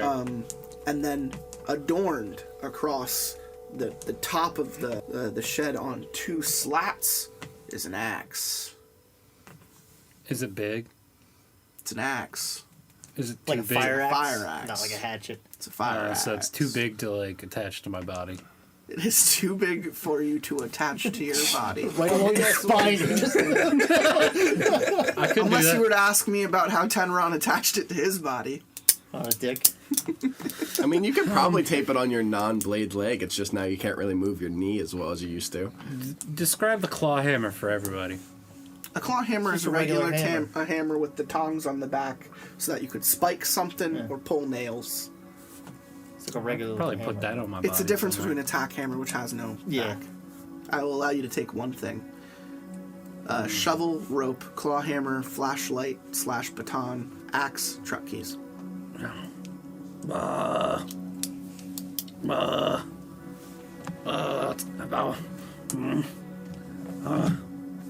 Want the axe? You take the axe. When you pick up the axe, so you can write fire axe in your inventory. Like it's fucking blessed with fire? No. No, it's a fire axe. What the fuck? When you pick up the fire axe and you kind of twirl it around in your arm, in your hand, sorry, you read. There's been a specific inscription that has been kind of hand carved into the hilt that stretches the entire length, and it very specifically says, "This is what happens to the naughty ones." How does that make you feel as a person? Fucking cool. Fucking cool, right? Yeah. I will grant you a brave unless you want to get rid of your scared. Let's get rid of that. Upon placing your scared back into my hand, I feel the need to say Merry Christmas. Fucking cool. that will end your turn. We will move to Strawberry Shortcake. What are you up to, my friend? You pile out of the car in the back trunk. Hop out of the van. I go, yo, what up, Harry? What was in that shed? You found anything cool? There's keys in there. He is a little further away from you. Well, that's why I'm like, he's in the same block though, so I can still like talk. You can yell. Yeah. You can yell. So I'm just asking him if there's anything cool in the shed. Can I open the door before my turn ends? Just locked from the outside. Combination lock on the door. But I'm on the inside. Yeah, you crawled in through the window. Okay. I say, yeah, come on in, there's lock. keys. There's a metal slot outside, and it's held with a combination lock. There's a claw hammer. Come get it. So That's what you say in so response. I'm walking over to the shed and I look in the window and I just see I can inside everything that was inside in of the there. shed a bundle of rope, a shovel, a claw hammer, a flashlight / baton, and the truck's keys on the table. You can ask him to hand you something. Yeah, I'm just gonna ask for the keys. No, you gotta Keep 'em on come the get it. And I'm swinging my axe around in the tiny space that I'm in. He's swinging an axe Gotta around come like get it. Abraham Lincoln Vampire So I'm Hunter. just all right, fucking chill. I'll go back later because I'm not gonna risk that. Yeah. So I can't that's like fair. reach in past his axe clean. No. I'd have to. I say, because he's a I've got it under fucking- control. You can come in here too, and No. throw the axe up in the air. None of the And while it's in the physical air, stuff I you're start doing is punching with my carrying over knife onto the fist, podcast. and then I catch it. Do you want to roll to enter the axe-wielding shed? Fuck no. I'll come back later. All right, I know so it's where are in you there, going I'll with just- your turn? There's there's the bridge, the truck, the doghouse, or going towards the cabin, the right trail or the left trail. Yeah, and the right trail said mountain pass, the left trail said lakeside. Correct. All right. The bridge, is that going over a part of the lake, or is that like a river leading to? There or from is the a lake? river behind you that you passed over the covered bridge to get to here. The only thing I noted about the bridge when it comes to inspecting it is There's an a sign overgrowth that of I a can't sign read. on the left-hand side. Which direction is the river flowing to or from the lake? Is it feeding Mountain or- from the east So it's coming down downhill to the lake. west towards the lake. Okay, Correct. gotcha. So I'm gonna go over and try to get a better look at the sign. I've got a knife, so I'm gonna cut some of the Yeah, no. overgrowth off. I'm shave it back. not. You don't even have to roll for it. You move the overgrowth out of the way of the sign. Right. Can I read it? I am going to read it to you. Yes. Okay. I just have to find it. So you walk over and you kind of clear the brush out of the way. Some vines. You clip them with your knife. The sign does read Fairfax Memorial Bridge. And you do note underneath where it says bridge, kind of crudely graffitied in there, is a stick figure of a man, but at the top of his head almost appears to be bunny ears. Fairfax Memorial Bridge. Bunny-eared man. Fuck my butt. Is that what you say? Well, yeah, To the- to make to a the joke bridge. about the initialism of the bridge. Ah, fuck my But butt. Fuck Great. my butt. Perfect. Fairfax Memorial I will allow Bridge. you to continue your turn. All right, so I'm noting the river's flowing that way. I read the sign, and bunny ear gun sign. You can inspect the truck, the doghouse, or you could walk towards the cabin where I will list other things I'll going take mountain a- trail or going lakefront trail. Yeah, I'll just take a look, like in the truck, like in the bed of the truck. So you're going over to the truck and you do look and inspect both the bed and the cabin. And in the back of the bed, you notice that there's like straw / hay. You know, this is probably used for local livestock. Someone probably has a farm nearby. You have no idea why it's here, but it's it's old, it's vintage, it's a farmer truck. It has the wooden railings on the sides. You know, it does go above head level. It's very it's higher off the ground. Now, the main cabin, rusted as fuck and very old, albeit sturdy. You can look inside and you do see, hanging on the back window, kind of by a strap, is a large steel cattle prod. It's one of those big-ass ones with the red tongs at the end that can zap the shit out of something. And you do also notice that the glove box is busted, so it's hanging open. And you do look inside and you see that there is a first aid kit that looks open, mostly used, but there might be some stuff in there. When you go to open the car door, you do find that it's locked. So I want those keys. Let me just see if it would be easier to go back to the shed. Come get them, dude! Amid the Get the keys! whirling They're activist in keys, here! or if I could just, if I have something to safely break the window myself. The window's already window's open. broken. You just gotta The window's turn already in. broken. Window's Okay. broken and open. Oh, got it. Yeah, The only thing I'll I'm making you roll for is to avoid getting hit by his axe wielding. No, I was talking about the truck window. Oh. Oh, thinking no. about the Shed window's open. Truck is so truck I is was closed. trying to see truck if I is could break the sealed. window of the truck. Truck is sealed. You can Don't do that. You can try to break the window on the truck. Yeah, so I was just looking to see if I could do it safely instead of knife hand punching it. It's up to you. Nah, dude. Come get the keys. No, I don't think I really have anything good to try to... Is there... Alright, I'm gonna go back to the shed and say, hey dude, can you stop swinging around for a minute so I can get the keys safely? You can hand him the keys. I will allow it. I say, no, he gotta come in here. Do you choose to enter the shed? I stop throwing the axe around, but I start giving out some wicked knife punches, though. It's the same thing to me. He's gonna get killed. So, Quick so in and out for the keys.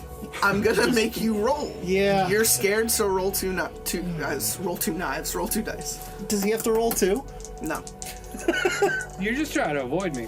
You try. Alright, no, I'm not gonna do it. I'm backing out. If you roll successfully, I will say you nimbly jumped in, grabbed the keys, and jumped out. Would I also lose my... Depending on how well you did it. No, I don't.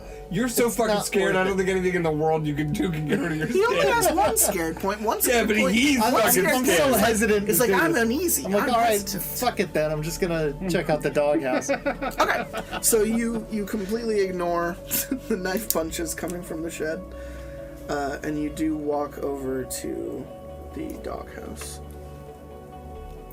Now, when you're walking near the cabin, you do kind of size it up. It makes structural amount of sense. You got the two guest rooms at the bottom.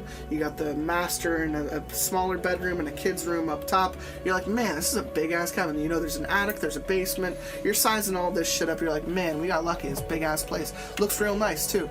But as you walk onto that section of the territory, you do hear a humming in the distance. High-pitched... and you're not quite sure what it is from where you're at right now, so I will give you the option. Do you walk towards the humming, or do you continue walking towards the doghouse? I'm gonna go check out the hum. Lead him to the back left-hand side of the house, where there is a bee's nest. Oh, bee's nest. Fucking bees, of course. You should have just came in the shed, man. No, the bees. The humming grows into vicious buzzing, but it's weird because you've never seen bees act this way. They're almost all converging in way lines to a very direct point. They're coming from all throughout the woods at different angles, but they are converging on one sole point hanging from the top left-hand side of the roof, which appears to be the biggest fucking bee's nest that you've ever seen in your life, bigger than your head. And almost like, if I were to compare it to a face, the mouth of the nest is wide fucking open, and it is encouraging 50s upon hundreds of bees just burrowing in, their furry little bodies overlapping in each other, creating this dense darkness from inside. And as you look up and you stare into that point of darkness for just a fucking moment, just an instant, you see what appears to be an eye looking back out at you. And as quickly as you think you see it, it's gone before you can confirm it ever existed. And in that moment, the bees stop acting strange and they go back to buzzing lazily around both the house, the nest, and the flowers and the plants around you. Roll both of your dice for me. And let me know how it makes you feel. Oh, that's a 3 and a 1. It's a critical failure. How does it make you feel? I don't want to approach them. I guess apprehensive. I'm not gung-ho about attacking checking out these bees more. but I'm like not running away at the same Because time. you critically failed, I'm going to have you take 1 physical damage. You are stung by multiple bees for getting too close to the nest, That's and they fair. are rather aggressive. They also read to you as larger in size, so you don't know if it's their like testosterone or something, but like they're not feeling it. So you also do remain scared because of your critical failure. Yes. Should have brought an EpiPen. And I'm going to pass your turn on to Where Am I, who steps out of the passenger right-hand side, still with his headphones in, clearly vibing on his own level. I'm going on the mountain pass. He bypasses the broken-ass shed, heading right past the shed, down pass from this direction. I'll show you. Why does nobody want to come to the shed? If I stop by the shed on my way down the mountain pass, am I gonna get anything out of it? No, he's that's you can completely talk up to to him you. right here next to the shed. Let me try that first then. Uh-huh. I'm gonna walk over to Slide it on in. the The paths connect. little fucking So window. are you going to the shed? I'm going to the window. You're Hey, going bud. to the window, and Hey, as bud. you look inside, you do note there is rope, a shovel, a claw hammer, a flashlight, and the truck keys Do me a favor. behind Real Harold quick. Heavy Hands, who is viciously pumping his fists with knives taped to them. What are you asking him? I'll give you a page out of my Playboy if you give me that flashlight. No, you gotta come in here and get it. He says, "Nah, you gotta come in here I and bring get the him." axe back out and I start windmilling it. I'll give you 2 pages out of the Playboy. Now you gotta come get it. Do you roll to enter the shed? Fuck no. Come on, man. All right, so he bypasses the shed completely and he heads down the mountain trail pass. As he gets to the right-hand side of the trail, he does come to what appears to be a small cemetery or pet cemetery of sorts. Most of the headstones are crumbled and broken, so you can't even really make out if people or animals were buried here. I'm not sure how that makes you feel in general. But you do notice the difference between the larger headstones and the smaller headstones. So that's up to you with what section you want to look at. And off in the distance, you do see something poking out of the trees. It appears to be a building or structure of some kind, but it comes to a very distinct point. I want to go check out the building. You bypass the cemetery completely and you walk back towards the building, and what you can describe in front of you is the top of a church, like a precipice that's almost been completely removed and truncated onto the ground. But it does kind of get you thinking, what if at some point there might have been a landslide or something on the mountain that completely buried this thing, and this is the only thing that exists structurally from your perspective? To your knowledge, it reads as a spire that has just been completely truncated and left here in the woods. Do you move forward to inspect the spire in the woods? Sure. You get closer and you notice that it is old. I think dating back somewhere in the last 100 to 200 years. You have no idea how old this church spire is, but it's the top of the tower of probably what looks like what would have been 2 or 3 stories tall. And you do kind of walk uphill towards it and notice that the windows are slotted and made out of wood. They can be pried open by hand. Do you enter the spire? Let's do it. Okay, so this is a side quest. I'm going to just ask Where Am I to roll a series of dice, and based on how well he rolls, it's almost Dragon's Lair in concept of reaction to what I'm saying. You don't like my to-do list? I like the second item. When you come in through the very top, a bell is missing, and you look down 3 stories of old rickety stairs, and you see that it has crashed through below on the bottommost floor. So at one point, this absolutely was a bell tower to some type of structure, and unbelievably, to your knowledge, you are looking down 3 entire stories of rickety wooden stairs. Now, you don't know how this structure exists underground, but against your better judgment, you do want to check it out. So I am going to ask you to roll 3 dice, like in a row, like do a 1, 2, 3, and tell me what their values are. Or roll 3 all at once. I got a 3, a 6, and then a 3. I'm going to say you successfully made it down the stairs without any harm or breaking any of the old-ass planks.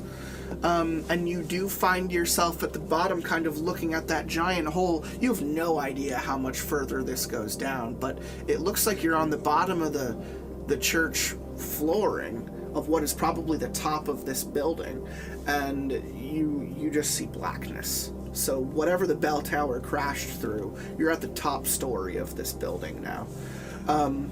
It does appear to be a workshop of sorts, and it looks like what is in the corner opposite of you used to be like an old clock structure that when at noon it would ding and little fun animatronics and music would play on like a little carousel that would open up and extend out to the people, and they would stand and they would watch this show of these people singing and dancing. It was like a little ding dong type of carousel, and rather hauntingly you note that through the passage of time, much like with many things, it has had an effect on the animatronics, which are missing limbs, which are broken and tossed in pieces around the floor. What you imagine is a structure of a man, almost like a mannequin, has been busted in pieces on the floor. His head's on the left, his limbs are on the right, his legs are back near the hole. But oddly enough, the woman is still standing tall and straight, and although her skin and hair is missing, her eyes do appear to follow you across the room. A weird type of mannequin where the eyes just seem to like be dented enough to just no matter where you move, it just kind of, follows you a little bit. And she is like missing an arm, she's missing most of her clothes, she's made entirely out of wood. You do walk past her to get to a workbench. I'm talking early 1800s, and this is what I leave up to you completely. If there is anything you can scavenge from this workbench, what would you try to get? Your question could be answered by a series of tools or perhaps gears. Retractable razor blade. This is a workbench. You should have tools. Basically an X-Acto knife. Yeah. I'm gonna just say like a wood carving, like pocket knife, if you will. Okay. Let's say a 4-inch blade. I mean, I'd rather have like a shorter razor. Retractable. Okay. Let's say closer to a smaller knife then. Let's say the 2-inch blade then. Yeah. Like one of the little triangle add it to your inventory. Can I call it razor blade? Razor blade's fine. But when you do pick it up, feel a presence. You're almost taken somewhere else mentally, and you're reminded of an old German man who worked as the clock worker here and kind of assembled the structures and the animatronics. He lovingly carves the details out on the woman, and he calls it his wife, and he's very proud of both the husband and wife that he's paired here for the people to see. But you are quickly taken away from that memory when you feel a more physical presence near you. And you turn around, and you realize that the woman animatronic has not only still been looking at you, but against all odds, is now closer to you along the gear track. You don't remember hearing anything come up behind you, nor do you remember sensing anything. Nonetheless, she is less than 5 feet away from you and looking right at you. Can I tell what she's made out of? She's made out of wood and metal. Wood and metal. Yep.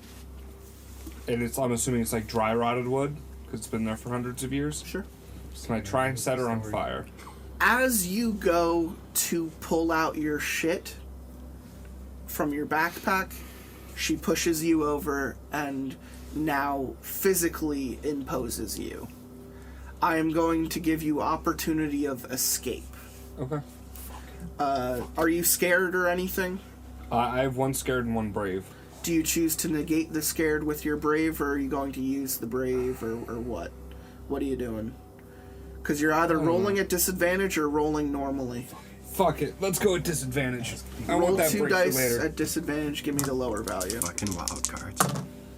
I got a 4 and a 2. You scramble to your feet, and she swipes you across the head with her busted-ass arm, and it does cut you for 1 physical damage. You do get away from her, though. You are now a good 5 feet away from her, and she spins around on her track and eyes you up where you just 360'd behind her. Give me 1 roll for the first set of stairs. 3. You avoid the hole at the bottom where the bell fell through, jumping across the gap and clambering up the first set of stairs. You hear her rip herself off of the track and come on all fours, just fucking clambering along like a little crab person across the wooden floorboards behind you. She is at the bottom of the steps. Give me another roll for the second series. 5. You jump up these fucking steps. She's still at the bottom. Give me a third roll. 6. You jump out of the fucking top story window. Give me your fear. Give me your scared. You're no longer scared. You don't give a fuck. Can you grab that for me?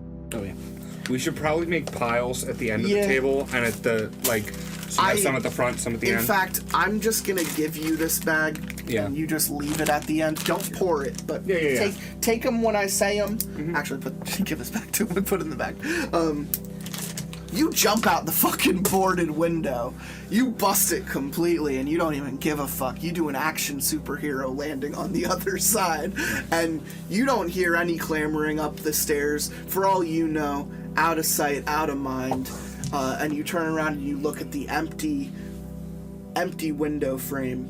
Doesn't look like she's following you. You have successfully made it back out of the spire. Your turn ends there. Terry the Tickler, you come out of the shotgun position in the car. What are you doing? I'll take a big old stretch. I scream a little bit. Just free up my lungs. Sure. I will allow Get that mountain air. I will allow it. I head over to the shed. You head over to the shed and you look inside and you see Harold Heavy Hands, who is windmilling his axe. I pull up my phone and I take a picture and go, neat. You do that. Hey man, you want anything from me here? Can I get that rope? Hey, gotta come get it. You look inside the shed and you see a bundle of rope, probably 25 or so yards. I pull one of the claw condoms hammer. out. I look him in the eyes as I hold it and start slowly opening it. What are you doing? He's opening a condom. He's opening a condom in front of you. Yeah. And I tell him, I'll fuck you. Come try, bitch. Damn it, I put it away. So you don't open it? Yeah. Okay. I'm not wasting it yet. You took a gamble and it paid off. Yeah, I'm not happy about it. I don't like that he's his own creepypasta right now. He's made a to-do list. He's fine. He's minding his own business, and I can appreciate that. So what are you doing with your turn? Where are you going? Let me go check out this old truck. So you walk over to the old truck, and you do notice the same straw flatbed in the back. The wood paneling, it's obviously for livestock. When you look at the carriage, you do also make note of the cattle prod, giant steel, probably 3 foot long, hanging from a strap in the back window. And when you notice the glove compartment is completely busted and hanging down, there appears to be an old first aid kit opened. So you do see what's inside, but there might be something useful. You go to open the door and it's locked. The keys are in the shed, by the way. The keys are in here. The keys are in the shed. Come get them. Well, I have a hammer, so could I just smash the window? You have a hammer. Roll to smash at disadvantage. You fuck up the truck. The keys are right here. 4 and a 6. You do you pull out your hammer and you do smash, let's say, the passenger side window. The glass avoids your hand any contact with you, so you do use an item to do that. And you successfully reach in and unlock the passenger side door, swinging it open, spilling glass out on the floor. the dirt trail, and you climb into the passenger side seat. I start making truck noises with my mouth. Here. You what? No. That's the other stuff. Got it. I start when they making enter something. truck noises with my mouth. I'm just like. You do that. I check the glove compartment. You do that. You do what? I check the glove compartment. You pull out the glove compartment and you do make note of a small roll of bandages you may add to your inventory, and a thing of painkillers, which you also add to your inventory. You could also just say first aid kit, like parentheses, bandages, painkillers. Your turn is going to end there. Oh, really? Correct. You obtained something. Oh. Something of No one else use. got exciting turns. I just smashed a window and took a med kit. You just literally described my turn. No, really? Except he took an axe. And he hurt himself on the window because he decided to tape knives to his fists. That's not my beat. Deputy Dewey, you spill out of the trunk again on all fours and you stand up like no one noticed. Fuck off from Man, the truck. where did everybody go already? You do look over to your right and notice that Terry the Tickler is making truck noises while mimicking driving what appears to be a smashed window. You hear windmill noises coming from the shed. You hear Strawberry Shortcake screaming about bees, and Where Am I, like usual, is nowhere to be found. Real quick, while I'm normal. inside the truck, I'm windmilling the hammer around. You're windmilling the hammer around. Because I while want the making cattle truck prod on my noises. next turn. Alright, almost every direction looks awful to me right now. There's a lake in a Welcome cabin. to the woods. I'm gonna take a look at that there huge cabin in front of me, and I'm actually gonna walk around to the back of it. You're gonna walk past the doghouse and go around to the back door? Oh, Are you going in through the back door, or are you continuing up north? Oh, the back door, eh? Anal. Can I knock on the back door first? Just like a nice little knock, see You see knock if on the I door, hear nothing anything. is answered. Okay. Nothing appears, nothing happens. I look around, I'm just like, I'll Do you keep go walking. up the north trail, or are you going in? That was a long drive. I'm just gonna keep walking. So I go back. You go up north. You do find yourself in the middle. So when you're walking along past the left-hand side of the cabin, you do smell something growing as you walk closer to the fork in the road to your left and right. You know again that the left leads to the lakefront, the right heads to the mountain, but there is a smell coming from the right-hand corner of where you're walking, and you meet yourself in the front of the You meet yourself in the fork in the road path, but directly in front of you in the path, you do see what appears to be a black, shady structure off in the woods directly in front of you. So you can go off trail as well. But if you look off to your right, interestingly enough, something darts across the path. Very small in form, almost in a gaggle. There's a couple of them. They appear almost human, but tiny, and they have little wings. Oh. And to your understanding, they might be fairies. Shit! Those fairies, fuck that shit up! Let me give you them fairies. Oh man. Jesus Christ. Put this in the path in between the right-hand side. So what are you doing? Where are you going? Oh, I fucking hate geese. But apparently they are small human-like creatures. No, those are fairies. Oh man. Wait, is it really geese, or did you look at the picture? No, I just heard you say gaggle. Yes. Okay. Okay. Yes. No, there's a gaggle. Not every day I hear a gaggle of something. It's a gaggle of fairies. Alright, so that was like the only like noise, but I also smelled something too. You did smell something off to the right. I look at that and I'm just like, I'm not fucking with that, whatever the fuck that is. I'm gonna go left. Okay. So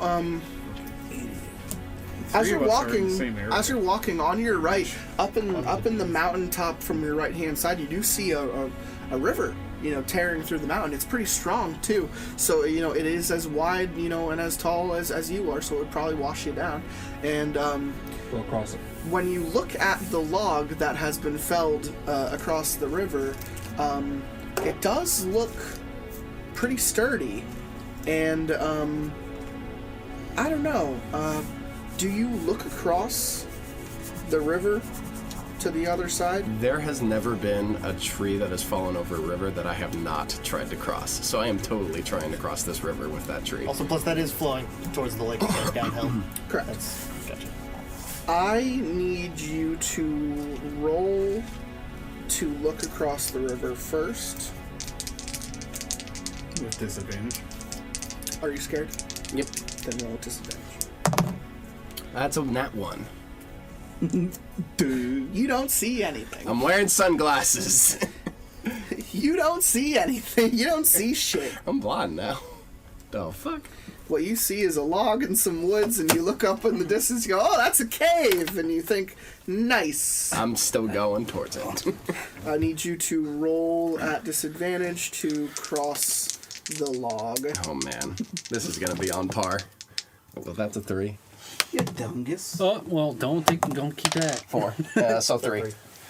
3, I will allow you to cross to the other side. That's what I do. Now, when you get to the other side and you do start approaching the cave, you have an odd aura of foreboding. I feel forebode. Now, unbeknownst to you, because you rolled a fucking 1 on your perception. Oh no. Things have been, let's say, gathering around you. Fair enough. And it's not just on the ground, but it's also in the canopy, in the trees. There's stuff almost jumping from limb to limb, and they're looking down at you, and you do feel eyes on you, but when you look into the woods, you just see woods. You know, your perception is whoa, woods. Yep. So I'm gonna roll a die real quick. Oh, fuck. It's not that bad. Yeah, I'm just gonna go to the cabin. You do that. Oh, it's not that Yeah, bad. get the fuck out of that Harold, can you place these 3 in random positions around him? Gimme. Oh. Now, Oh. I need you to roll on his side of the river. They very specifically stay on that side of the river. I need you to roll because one of these things just fell out of a fucking tree and it's coming right towards you. Okay. Like a sack of potatoes. 2. You do not move fast enough out of the way. Take 1 physical damage as this thing smacks you in the fucking head. This motherfucker. Looks kind of weird. Now, Looks kind of. now that you're 2 feet away odd. from it, it does look a little odd, as where are my notes. But it does appear to be childlike in size and like in skin, almost appearing as if made out of burlap or leaves or skin. Skin. These kids have black, lifeless eyes, and they stare at you with nothing but apathy and indifference, but you've already been smacked once, and you notice behind you another smaller one pokes out of a tree, and up from the cave another one kind of delightfully skips towards you. Delightfully. Well, that seems nice at least. Fuck it. What are you doing? I do have a crowbar, so I could smack the bitch back. But I'm actually gonna speak. Hey! I might have helped one of you get cigarettes earlier, you fuck! They're not wearing anything associated to the teenager you saw earlier. Okay. These appear to be children Oh. in both size and nature. Okay. So if that's what you say, the one in front of you takes its time to stand up, and it kind of lackadaisically tilts its head to the left and just stares at you. Oh, that's kind of cute. Now, the one from the cave is getting closer to you, and the one behind from poking from the tree is now definitely up on your ass, and you didn't even hear it move, but it's directly behind you. The one behind you is gonna go to grapple your right leg. Oh, no, buddy. And that's a critical success. Oh, buddy. Jesus. So the one behind you does grapple your right leg, Okay. and I'm gonna say it stifles your movement in half. Okay. And it is scared not and I'm causing you stifled. pain, but it is not letting you go. Okay. I am going... that will burn me now. It's just fucking hard stabbing. I still might need to do that, though. I'm going to attempt to This is a side quest, by the way. to bring out my lighter fluid and just do a circle around me with the lighter fluid. Like, try and just move in a circle with him on me. Roll for it. Oh, God. This disadvantage sucks. I'm rolling against you. COVID. Oh. 6 and a 1. So crit fail. I rolled 4. You go to pull out your lighter fluid, and the one on the left that came from the cave has now grappled your left arm and stopped. It hops up on you, grabbing your left arm, and you can no longer reach for the lighter fluid.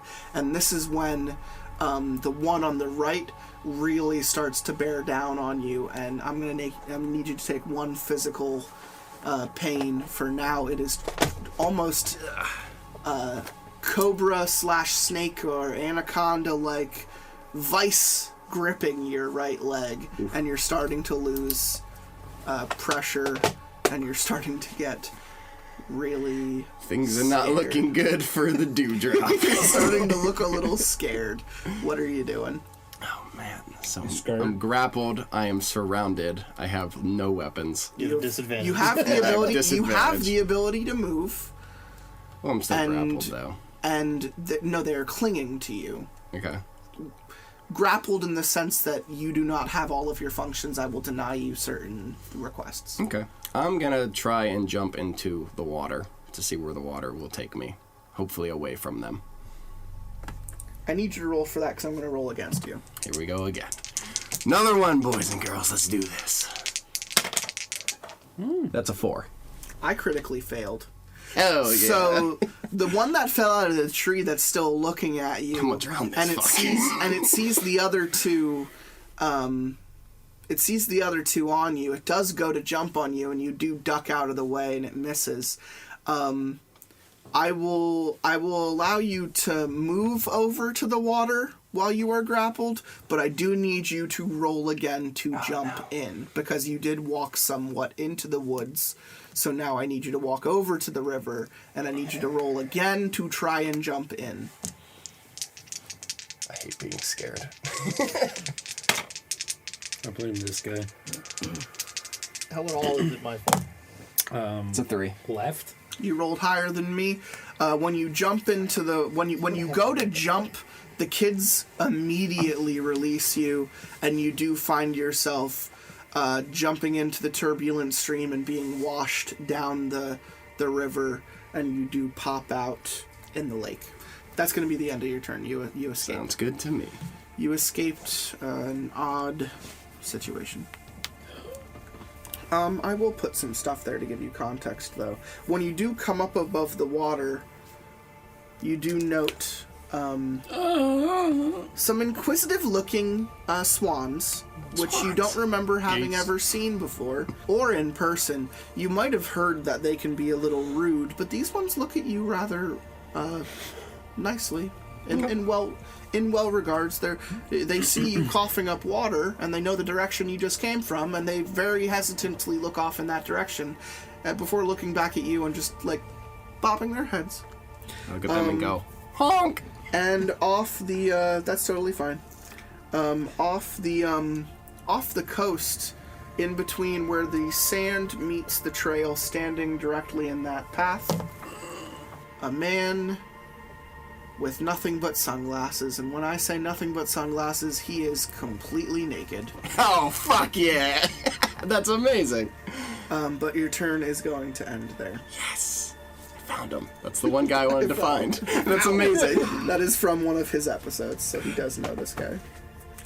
We move back over to Harold Heavy Hands, who is windmilling his axe inside the shed. So if I take any other item in here, my turn just ends. Depends on what you're taking. Should just toss the items to the other fucking people. Can I grab a keys?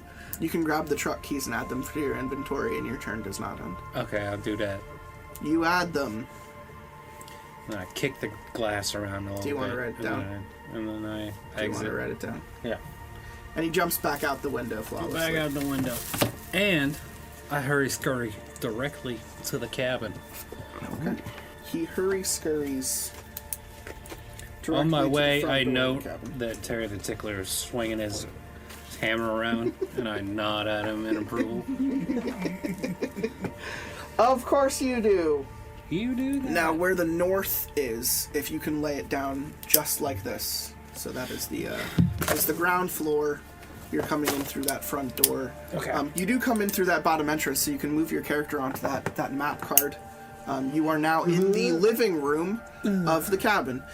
In front of you, you see an old TV, right? A double love seat couch, an old lazy boy recliner, an unused dusty old fireplace. Behind you is a big old window that looks really interesting. You can check that. There's the one behind him.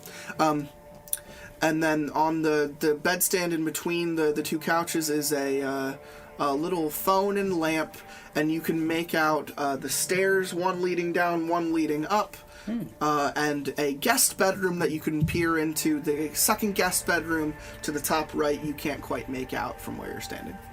Oh, across from you, nice open concept window into the kitchen area. You do know the kitchen is in that direction. Yes. Through that walkway. Ooh, I got a kitchen. There's probably knives in there. You do find yourself in the kitchen, and if I were to list the stuff in here, off to the left you have your table with chairs, the window behind it. Going again to the left, you have cabinets and drawers, the stove, the fridge. Now the fridge does have some pictures on it, some post-it notes, and there is a weird little gap in between the fridge and the wall. Looking directly across from you is a window that looks out back onto the north path. The green carpet denotes the back door exit. There's also a bathroom off to your right, and as you walk past the doorway to the second room, you can see what's inside the guest room from that doorway, but it is back in the other entrance. I want to go check out the drawers and the cupboards. So, you walk over to the cupboards and the drawers. I need to specifically know, are you inspecting the top cabinet or the bottom drawer? Bottom drawer.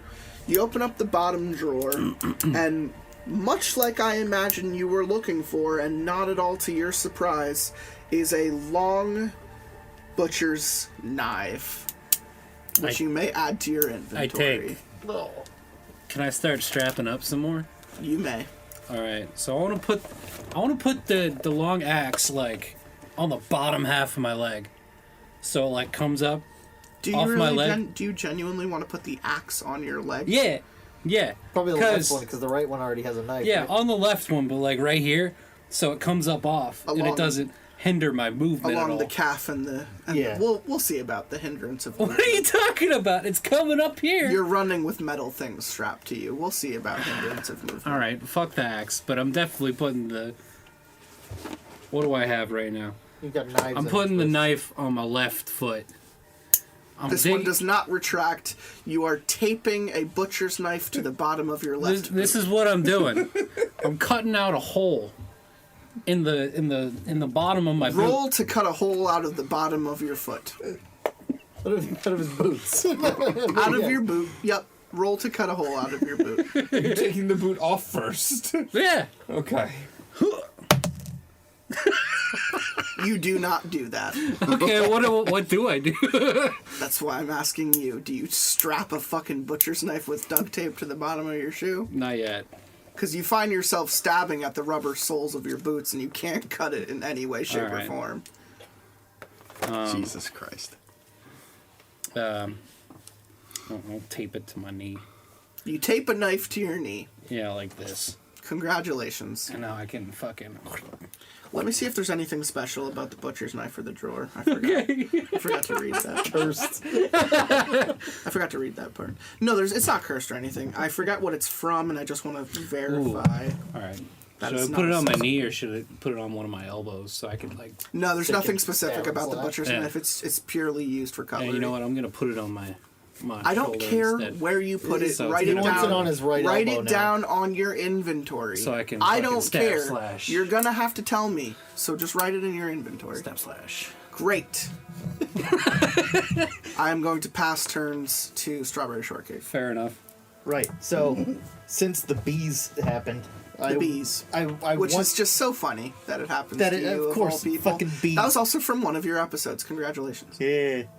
So, I want to soothe, so I want to go to the lake to get into the nice cold water on my bee stings. Are you going north or south? This way is the South only way that I trail. know goes to the lake. As you walk onto the South Trail, which is denoted as lakefront, you're walking and you see a shallow ditch off to your left, cutting down into a ravine. And something does appear to be down there, but you can't make it out from your current perspective. And in the trees, never before seen to your knowledge, you don't even know where it came from. And to your belief, you thought they were nocturnal. You can make out an animal in the trees. It's very large, very luxurious, a beautiful, bright shade of red, and you've never seen anything like that before. Red? But it does appear to be an owl, and it looks down on you in the path as you walk by, rather inquisitively, and to all of your knowledge, you're thinking, owls are nocturnal. It's fucking in the middle of the afternoon, and this thing looks so weird. What is it doing? But you have options to continue into the woods, down to check out the thing. You can check the owl, or you can continue your path towards the lakefront. I'm gonna make a note of the owl, but I'm not like an ornithologist, so I'm like, well, that's a weird owl, but I've got burns to soothe, so I'm headed lakeward. Move the owl, flip that page over. Cannot wait for you to meet this guy. I've got a mission. I've got wounds to soothe. So you do walk, and as you're about to approach the lakefront property, right where the sand meets the dirt of the trail, stands a man completely naked with nothing but sunglasses, and you can't see his eyes. He turns around and looks at you, and he goes, "Oh shit, hey." Whoa, dude, hanging loose there. Having a good time? Yeah, I thought this was a nude beach. It's not. My name's Mike. Oh, what's up? I mean, you don't mind if I just gotta soothe my... Whoa, you look burned as fuck. What happened to you, man? Fucking bees, dude. Oh, those. Right. Yeah, that humming, like, it just is, sometimes it's just like, as it comes from all over the place, and then it just stops. Right, I was like, is that like an electrical thing? It's so weird. It was just, yeah. So weird. So fucking glad, bees, dude. So, I'm glad. I am so glad that I don't have to worry about that. Dude, So, hell yeah, because you're like bees. super exposed to beeness. I meant it in a different way, but yes. Beanus? Wait, why don't you care about the bees then? That's fine. All right. Well, keep on hanging on. I gotta go wet myself. Oh yeah, totally. No, I'll be here. See ya. Bye. Later, bro.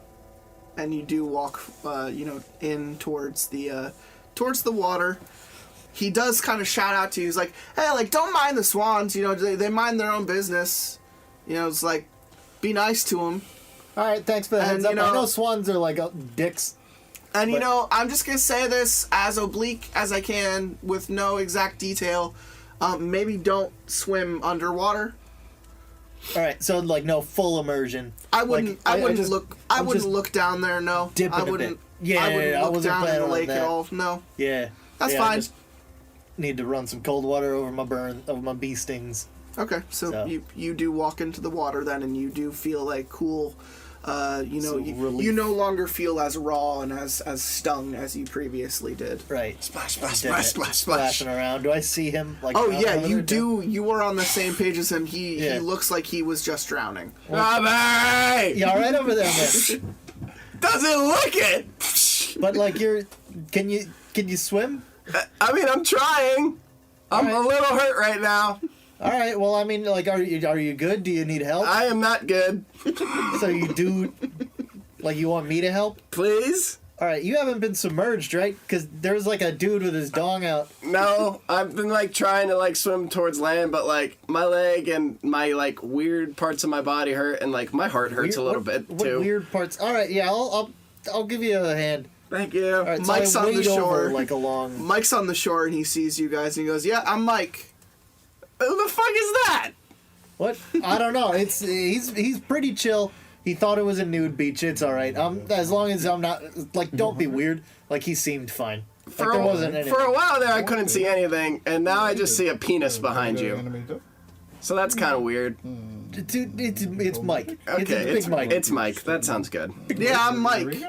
Mike, can you help? Yeah, Mike, we heard. He waves his hand again. I'm Mike.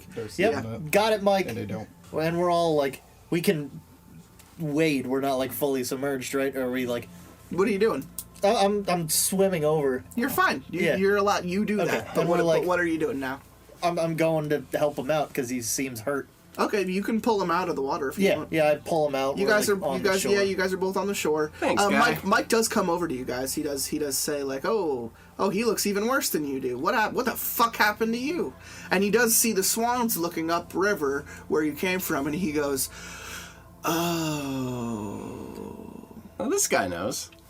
There was like some. I don't want to know. There was- I've seen some stuff. I went across a log, and then like some weird children demon jumped out at me, and they were cute for a little while, Oh no, they're not demons. and then they weren't cute. Right. Yeah, I mean, I like logs as much as the next guy, but no I way wouldn't kids. go that way. Fuck that. Yeah. Mike, what's your deal? You just chilling? Oh, yeah, you could say that. Do you need help? No. Okay. Question mark? So you just chill here. That's cool. I'm stuck here. Oh, that's sad. Yeah, I guess. Perspective, it's a hell of a thing. Yeah. Well, I mean, have fun. Are you good? Because I might head back to that shed. Well, you said something about submerging my head in water. Why am I not allowed to submerge my head in there? Oh, yeah, no, you... Big Mike, he said something about maybe that. Maybe keep your eyes closed if you want to, swim. But, like, I wouldn't look at the bottom of the lake, though. I wouldn't do that. That's a little And ominous. I certainly... And Yeah, so I just did. Oh, if I I mean, I can trust him. continue being ominous, let me tell you, you don't want to be around here at nighttime. The lake is not the place to be. And he kind of snaps when he says it. Don't come to the lake at night. And he, like, gun hands you. Right on. And he says, the swans aren't here to protect anything that happens at night, and you won't find me here either. And even though I'm stuck here. Right on, man. All right. Well, thanks for the heads up. Keep on keeping on. I'm gonna head back cabinward because on my way down to the lake, I noticed that the shed was empty, and I want to go back there. So you pass by... Yeah, I'm You passing pass by the by owl. I'm Mike. not doing do the you owl. do anything to Mike? You just walk right by. No, I just keep on keeping on. I just let him do his thing. Right? Right. He lets me go and everything. Absolutely. So then, can I walk all the way back to the... You can walk all the way back. All right. I'm just going to grab from Are the you shed. hopping in through the shed window? Yeah. He already cleared all the glass and stuff. It should Right. be- So inside of the shed, you can make out a bundle of rope, a shovel, a claw hammer, and a big-ass flashlight. There is a lot of glass on the floor that I kind of kicked around before I Well, I'm wearing got out. shoes. Yes. Or probably like hiking boots if I'm coming camping. So, Yeah. yeah, I'll take the rope, but I'll like swap it out for my rope. Because I already had a 9-foot rope, and he said that one's like 25 yards or something.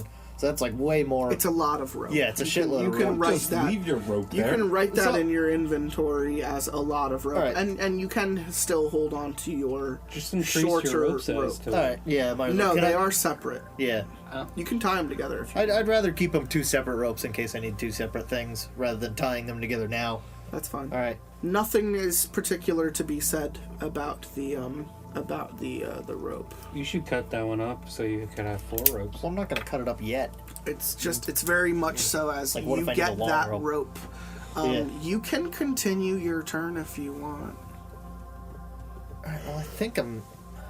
Like, where are you going? What are you trying to do? The rope has no real impact to the story. Back and across the bridge. I'll go into the cabin. Okay, so you do enter the cabin. You look into the living room. There's the love seat, the phone, the lamp, the TV, the window to your left, the fireplace, lazy boy, guest bedroom 1, guest bedroom 2, staircase going upstairs, staircase going downstairs. I'll check out the bedroom. Guest bedroom 1. When you look inside, you see what is probably a painting across the hall hanging on top of a dresser. Old wooden frame. There's a closet to your left and the bed to your right. What What are you Can I check out the painting? What are you interacting with? It's a painting. Okay. So you walk over and you look at what you think is a painting, and upon closer inspection, and rather ugly to admit, it's a painting of a man with a scowl. I'm talking like pure whopper face looking down at you, and a nice pastoral setting with some like trees and stuff in the background, but it's just a man looking down and scowling. What are your thoughts, and can you roll your die for me? Like what a grumpus. Do I have to roll a disadvantage because of that? You do. All right. Here's the mistake. I know. Oh. 5 and a 1. Critical failure. I'm going to make you take one mental disability. That's what you get for looking at stuff. So when you look up at the man scowling, and then you hear something from the kitchen behind you, out in the open space, someone's rustling through some shit. You do look away from the wooden frame for a moment, and when you turn back, the man in the painting is gone, and you come to the realization that it is a window. Where am I? It is your turn. Damn. Okay. So I am going to start by heading back to the shed. You do that. And I would like to go grab that flashlight.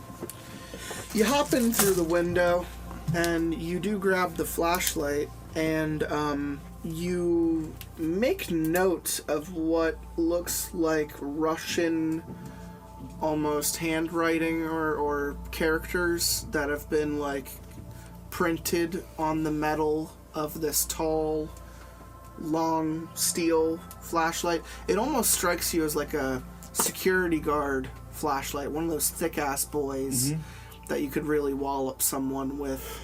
And there's an insignia on the bottom that consists of circles and characters, and you can't make heads or tails of any of it, but it all reads to you as weird, but nonetheless useful, so you can add that to your inventory.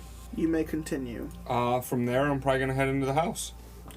You hop out of the shed and you go into the house through the front door.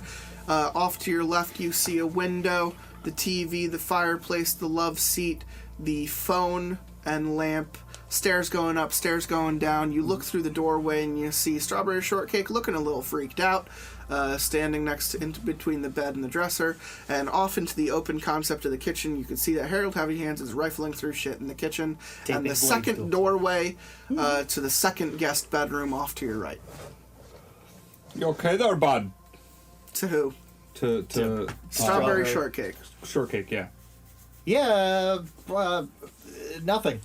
Nothing? Yeah, oh, okay. just nothing at all. Looking around.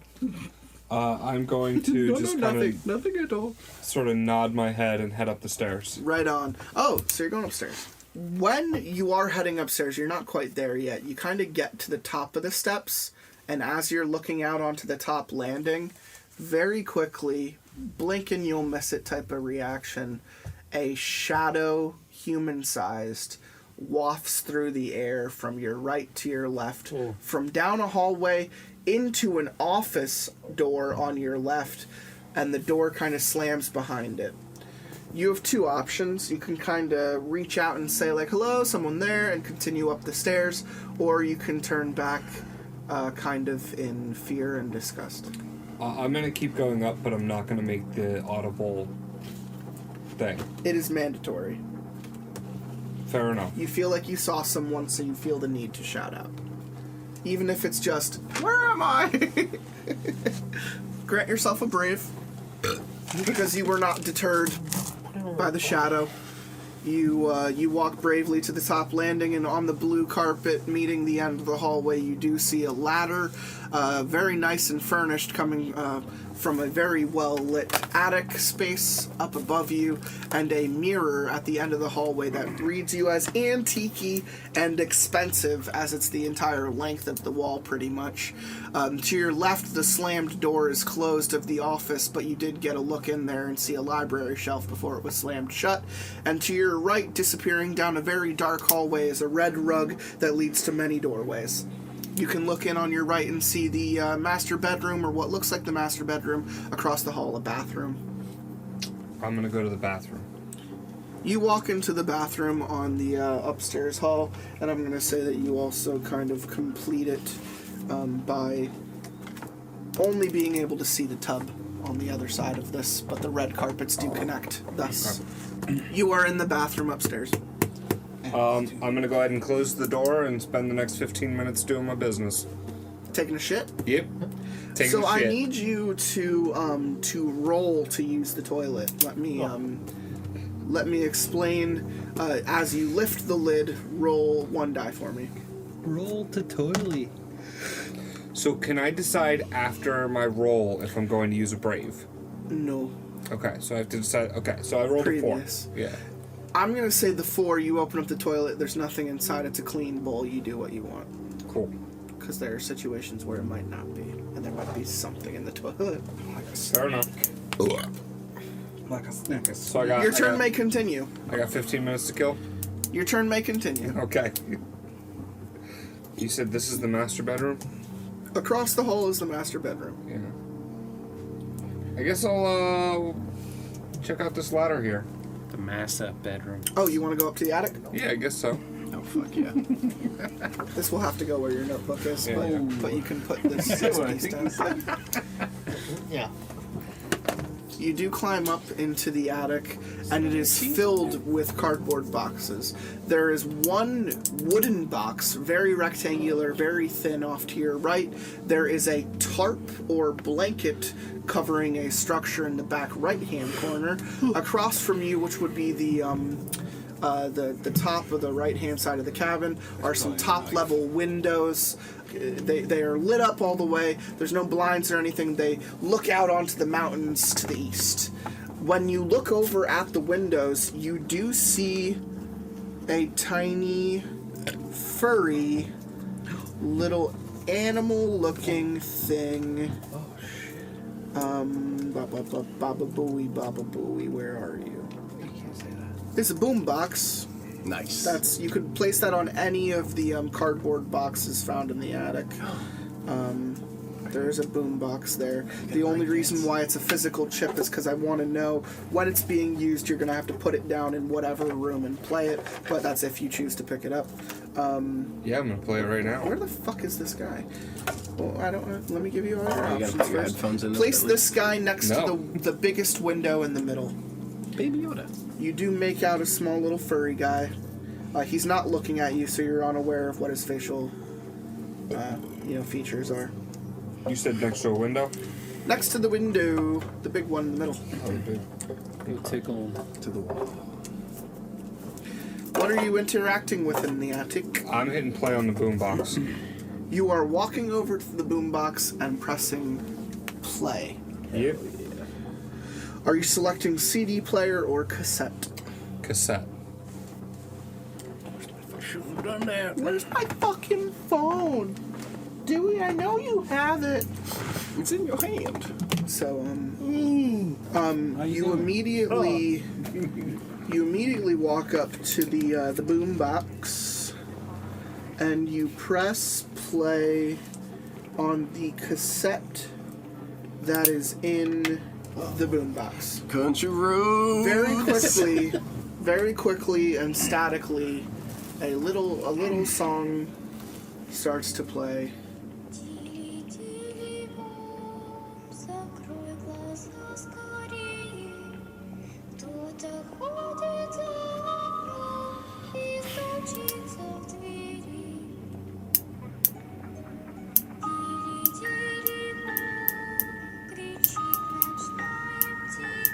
You tell me when you stop playing it. See, I recognize this, right? It's from one of your episodes. Yeah. I can't put my finger on it. Maybe because I'm like fucking A little high. Yeah. Do I also have? You're getting a lot of the foreigner Our stuff. Keys, yeah. You had like the German I do person. have our keys. Now you The have only this. one with keys. You have the keys to both vehicles. What are you doing? I'm letting it play, man. You're letting it play. Fuck yeah. I'm not gonna stop this. Terry the Tickler. Terry the Tickler. My sense is that there's a furry creature tingle, and I teleport You to do the not attic. know that he is up there with a little furry man. Nah, I know. I teleport. It's cool, dude. You do not My teleport. original character that I created can do this. He's still swinging his hammer in the truck. Yeah, I get really tired from swinging my hammer, so I You take a have quick nunchucks. nap. Why aren't you swinging those? Hey, he's napping in the truck. Are you fucking kidding me? Nah, I check the, what's it called? The visor, see if there's anything like under them. There's nothing else in the truck. Well, except for a cattle prod, right? The cattle prod hanging on the back window. Yeah, I'll take that. Like, does it still work? Mm-hmm. Okay, yeah, dude. It's the newest looking thing you think you could see. It's like one of the Taser boys, right? Like, It's a fat one. It's oh one. fuck, dude. It's one of the big Where's ones. Strawberry Shortcake at? What? He might get tased. The tape has ended. Where am I? Just so you know. It is still intact, and you rewind it. The tune, however you feel about it right now, whether it haunts you or brings you I calm, don't like what that looks like. I don't want to touch it. you're indifferent to it.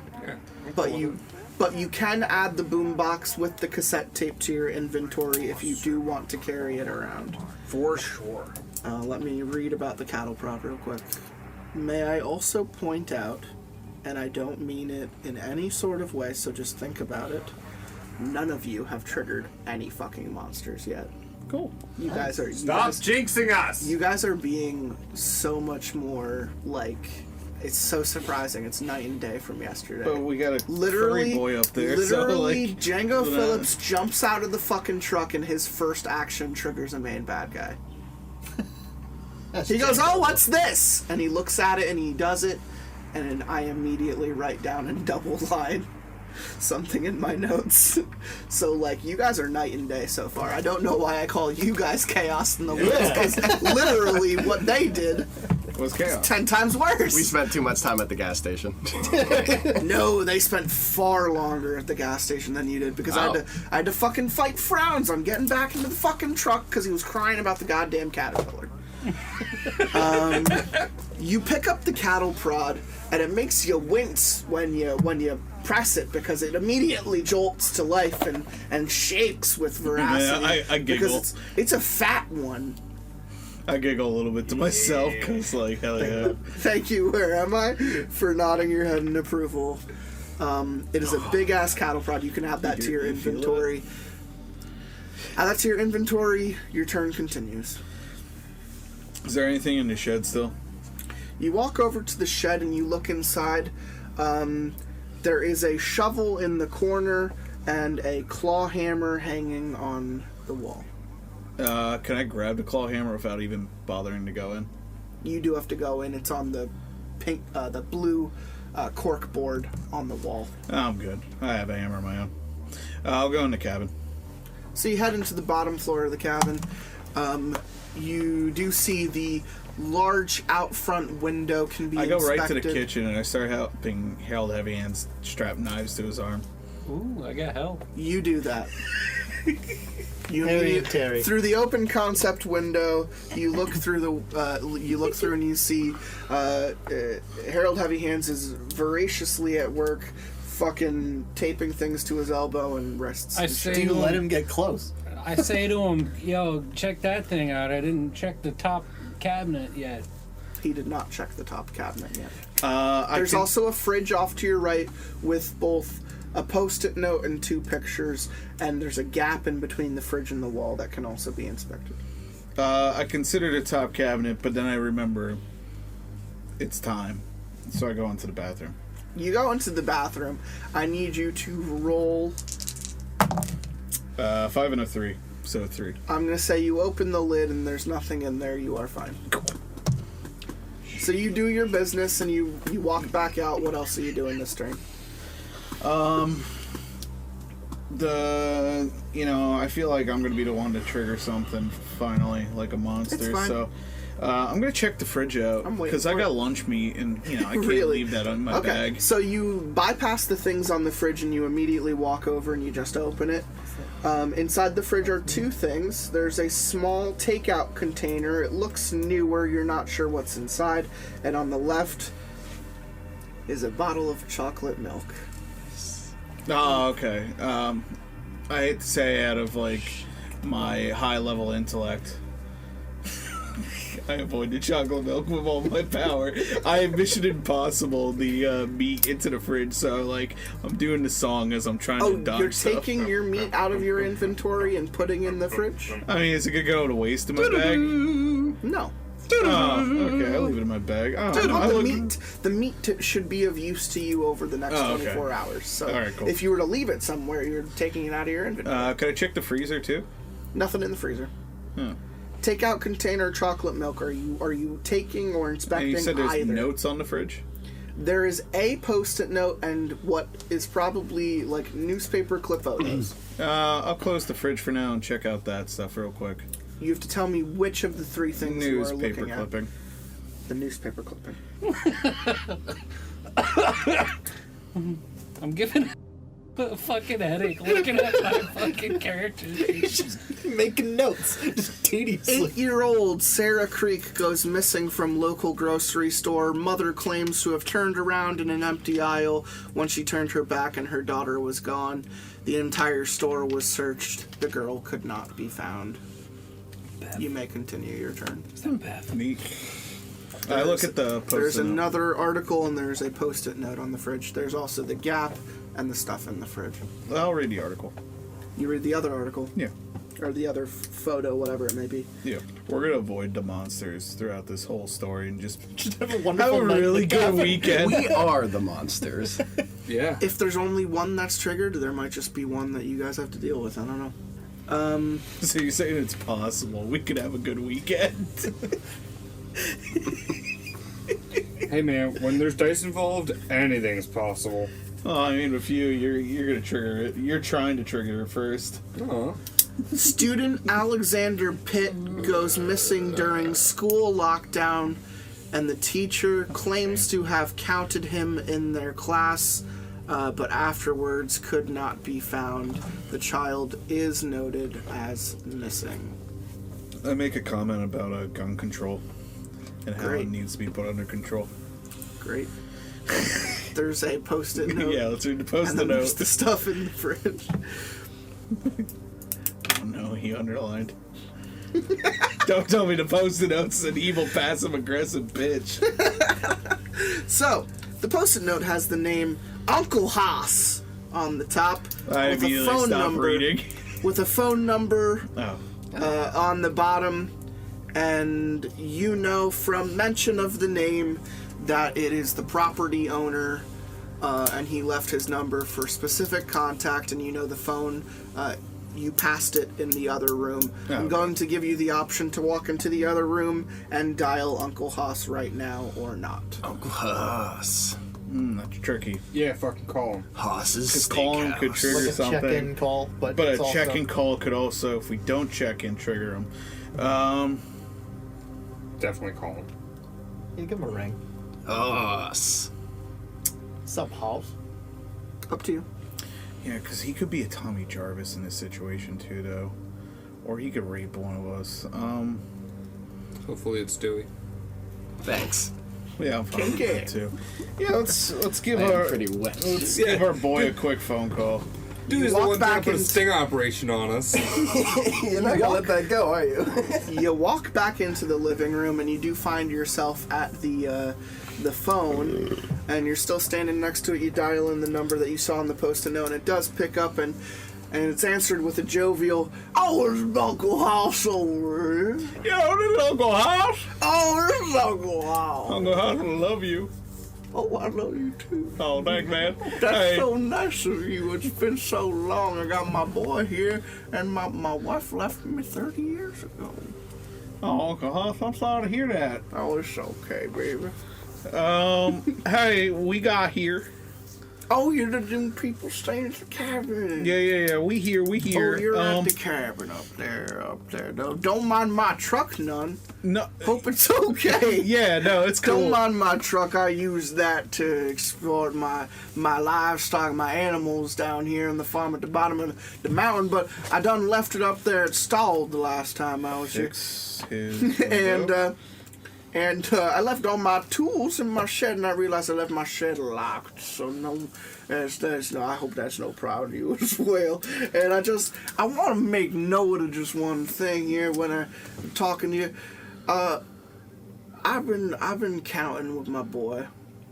We've had an unfortunate amount of deaths brought to our livestock. I got a bunch of sheep, a bunch of goat, and some cows and piggies. I've been finding them mangled and dead all over my property over the last couple weeks. I'm just telling you, be careful walking out there in those woods. If you do happen to come across anything particular of nature, feel free to give me a call. I'll talk to you about it. I'll make sure you're okay. Might even send my boy on up there, check things out for you. That's up to you though. So let me know if you need anything. I love you, baby. And he hangs up. Before he hangs up, I ask a little more about his wife. I want to kind of sit down and talk to him for 5 minutes. Oh, it's old Barbara. Hey, Terry, is that Uncle Hoss? Oh, yeah, it's Uncle Hoss. Oh, tell him I say hi. Oh, hey, baby. I don't know who that is, but it sounds like a good old boy. And so let me tell you about my wife, my bitch ex-wife, Barbara. Now, she had a mouth like a Hoover. You ever been to the Blue Ridge Mountains, North Carolina? Well, you ever been there? It's a beautiful place. Let me tell you about it. When I went there with my wife, Barbara, now let me tell you, we were stationed in a camper up there, and we did often copulate. So I find myself up there in Blue Ridge. We're trekking across America, and let me tell you, just as the mountains in the morning dawn does break, I found myself with morning wood in that erection. And let me tell you, that bitch Barbara, she took care of that real well. She latched on like a sea urchin, and I could not get her off of it until I was full to the completion of bursting, of which she definitely did hop out of our trailer and wash herself likely outside before joining me back in bed. But let me tell you, it's one of the best times I ever had with her, trekking across America. You ever been to the Grand Canyon before? Now, Uncle Hoss, I'm going to stop you there. I'm glad. Before I cream out the cream in my pants. Oh, that's because this story's fucking hot. Oh, that's nice. You have a good weekend. Oh, that's nice. Thank you. We'll contact you if anything happens, or if we kill one of our friends named. What was that? Nothing. What was that at the end there? You said something about killing someone. Don't make me send my boy up there. I'll send him. I'm right there. We're kidding. Now he's a good boy, so he check up on you. But I can't have y'all killing each other. That's crazy. We ain't gonna do that. That's crazy talk up there. Crazy talk. Yeah, buddy. Now you take care. Now you let me know if you need anything. Yeah, whatever. We just slammed the phone down really hard. Okay.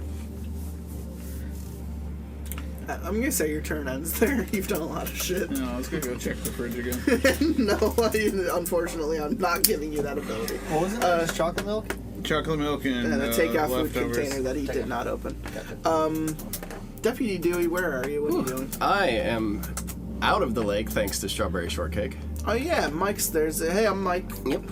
So I'm just gonna take a quick swig of my water, maybe two, maybe try and calm my nerves a little bit, because your nerves are calm. I've had a doozy of a day thus far. And I look at Mike and I'm just like, Mike, you ever have one of those days where just everything's going against you? It's funny you say that. Oh. Because I've almost find myself. Don't trigger this. Stuck in a cycle of days like that almost. Uh-oh, are you Groundhog Daying? Are you Bill Murraying? Not clickers of pens over there. Come on, guys. What are you doing? Not Groundhog Day, no. I'd compare it more to Jacob's Ladder. Well, that's not good. No, and I'm naked. Well, I'm having a bad day, you're having a bad day, and you're naked. I'm having a bad life. And he smiles and he gun hands you. After? Wait, do you know?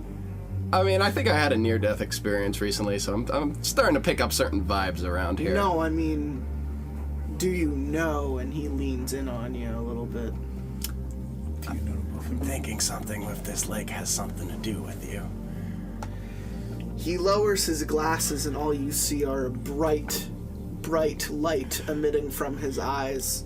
And he edges his glasses back up. Looking in the deadlights. And he says, yeah, let's say that not all the stuff that happens around here is good. And let me be an example of that. Okay. So, I personally have read this story. I know that his body is somewhere at the bottom of the lake, and if I want to swim down there, I can. But I don't want to do that, because I'm already pretty fucked up. So... Yeah, those kids. Wait, you're talking about my body at the bottom of this lake? What? This is inner monologuing here. Please get out of my head. I say, well, Mike, if there's nothing I can do for you, I think I should probably try and find my friends. Oh, that makes sense. I wish I could fucking leave. But you know, be careful.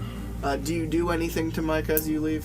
I try and pat his back and say, have a good one, bud. The minute you try to pat his back, you realize your hand goes through him completely. He begins bowling his eyes. Pat him on the back, he's naked. It's then that he turns around and he says, oh yeah, I'm a ghost. Didn't know. Alright, so, with that done, I'm gonna head back towards this way. Did he lock the truck? To my knowledge, the window's broken. He broke the so window. anyone can... I'm gonna try and turn on the headlights. Do the headlights work? Sure. I'm just gonna assume that it's gonna be dark out soon, so I'm just gonna turn on the headlights just to have some more light outside. Headlights are on. Cool. I mean, I would do it on our car too, but that might kill the battery, so I'm not gonna do that. Okay, headlights are on. I'll head over to the shack. I will pick up the shovel. The shovel. Nothing happened? Cool. I'm looking. I didn't trust the I have crafting. to see. I don't think anything happens now. I think the shovel is a part of something else. Okay. But it is in your it is a part of something else, but it is in your inventory. So if you were to trigger something else, it would depend. But anyway, you have a shovel. Cool. You may continue. Heading on over to the area. Where are you headed? I'm going on inside the house. You're going inside. So on your left, you do notice the big window out front that does look kind of directly at your car. The old TV, the fireplace, the phone, the love seat, strawberry shortcakes in that bedroom. There's another bedroom off to the right. There's stairs downstairs, upstairs. Into the kitchen to your left, you see Harold Heavy Hands strapping himself with knives. God damn it, Harold. I'm going to try the bathroom in the kitchen, if you don't mind. You walk in and you smell the shit that Yep. Terry the Tickler took in there. Lovely. Is there a medicine cabinet anywhere? There is not. Okay. Leaving that there. I'll go upstairs. You head upstairs and you're met at the blue carpet and you look directly across at the mirror. There's a ladder to your right. You do see some shadows coming from the attic. Someone might be up there. There is a bright light up there, which is why you see the shadow moving around. Oh, you also just heard some music kind of cut off there too, so there's almost some ruckus coming from upstairs. On your right stretches down a very long hallway into some shadow. You can't really make out what's over there. That page is technically overturned, but let's just leave it that way. It's fine. It informs you about the bathroom and the master bedroom on your right. You know that there's a bedroom for kids all the way at the back at the left. And there is something at the end of that hallway as well, but you can't make out through the distance. On the left is a slammed shut door, but you do know that there's also supposed to be an office on property. Okay. I'm going to head towards the master bedroom. You head into the master bedroom on your right, across from the bathroom, and the first thing you see when you enter the room is a ornate bell sitting on top of a shelf. You imagine it is probably for past servants or / help. And there's a closet on your right and a lavishly put together king bed, and across from it a painting of a woman hanging off the wall, and a private master bathroom that leads directly into the back. What's the master bedroom? Do I want to check out that bed, or do I want to go into the master Closet, bed, painting, bell, bathroom. I'll go in that bathroom too, since I'm on the lookout. You for head some into the medicine. back of the bathroom, and the first thing you see as you're entering is a locket or a chain of sorts hanging from the tub spout. And you do note that this is a huge, nice porcelain classic tub. This type of thing probably goes for thousands of dollars nowadays because this thing is huge and original and probably existed over the last 100 years. It doesn't ring to you as the shitty shower stalls that are in all the other bathrooms. Same type of toilet though, same type of sink, same type of mirror, no backing, no medicine. The locket hangs loosely from the spout on the porcelain tub. I know it's going to do something. Do you? But I kind of want to Take grab it. that locket. Do you? Take though? it. Take it. What do dude. you think it's going to do? And fucking do it, pussy. Well, I'm going to fill the tub first, and I'm going to take a bath. With the locket still hanging? With the locket still hanging. Alright. When you fill the I'm bath, on vacation, motherfucker. when you fill the bath and get inside, shit, that was 30.